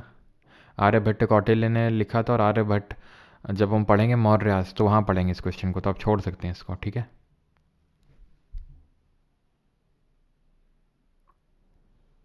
अथर्ववेद कहाँ पे पढ़ सकते हैं सितांशु? आज बिना खाता खोले घर वापस ट्रैविस। अच्छा, चलिए भाई, गंधर्व विवाह क्या वैलिड है? हाँ यार वैलिड है, आराम से, कोई नहीं, नौकरी वोकरी ले लो, करो गंधर्व विवाह। सर हमको अनुलोम विवाह करना है, घर वालों से बात कर लोगे? अंशुमन सिंह, एक सेकेंड, अंशुमन तुम वही अंशुमन तो नहीं हो? अवार्ड अंशुमन नहीं, वो नहीं हो तुम। तो घर वालों से बात करनी है, लेकिन बेटा हमारे पास भी तो होना चाहिए ना कहना, क्योंकि यहाँ देखो लड़का हमारा मतलब तुम्हारे पक्ष से, अगर हम तुम्हारे मम्मी पापा से फिर बात करेंगे किसी से तो हमें तो भी बोलना तो पड़ेगा ना कि भाई लड़का जो है हमारा, जिसकी हम पैरवी कर रहे हैं, वो नौकरी लगी है उसकी, अच्छा खासा है। ठीक है, तो उसके लिए पहले तुम्हें जॉब लेनी पड़ेगी। ठीक है, उसके बाद आना, उसके बाद हम तुम्हारी पैरवी ज़रूर करेंगे, और अनुलोम विवाह में तुम्हारा बिल्कुल हम सपोर्ट करेंगे।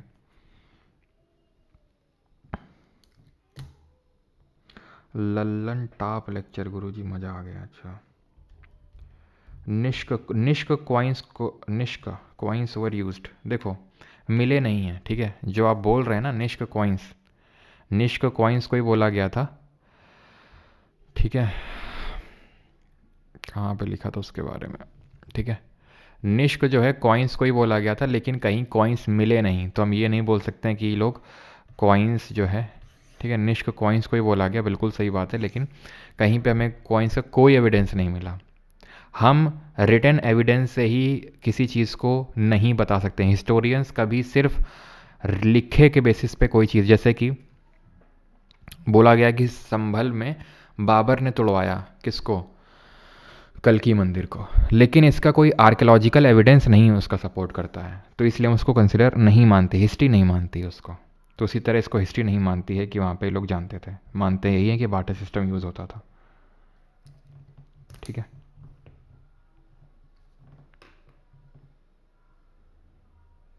बिल्कुल सुपर प्रॉमिस हो जाएगा। चलिए, थैंक यू सभी को, एंड धन्यवाद। मिलते हैं कल। कल फ्राइडे है क्या? तो कल हम आखिरी लेक्चर कर रहे होंगे, मतलब हिस्ट्री का इस वीक का, और उसमें हम करेंगे हीट्रोडॉक्स सेक्ट, यानी कि जैनिज़्म बुद्धिज़्म, और आपको पता लगेगा कि क्यों जैनिज़्म बुद्धिज़्म का जन्म हुआ। जन्म, उसका पीछे का जो कारण है वो भी काफ़ी अच्छा है। ठीक है, जिन लोगों को कुछ डाउट वगैरह रहता है, मतलब इन जनरल बैच में हैं अगर आप, तो आपका डाउट ग्रुप अलग है, ये इन जनरल डाउट अगर आपका कुछ रहता है तो वो आप यहाँ पर चैट सेक्शन में जाके कर सकते हैं। Right, thank you.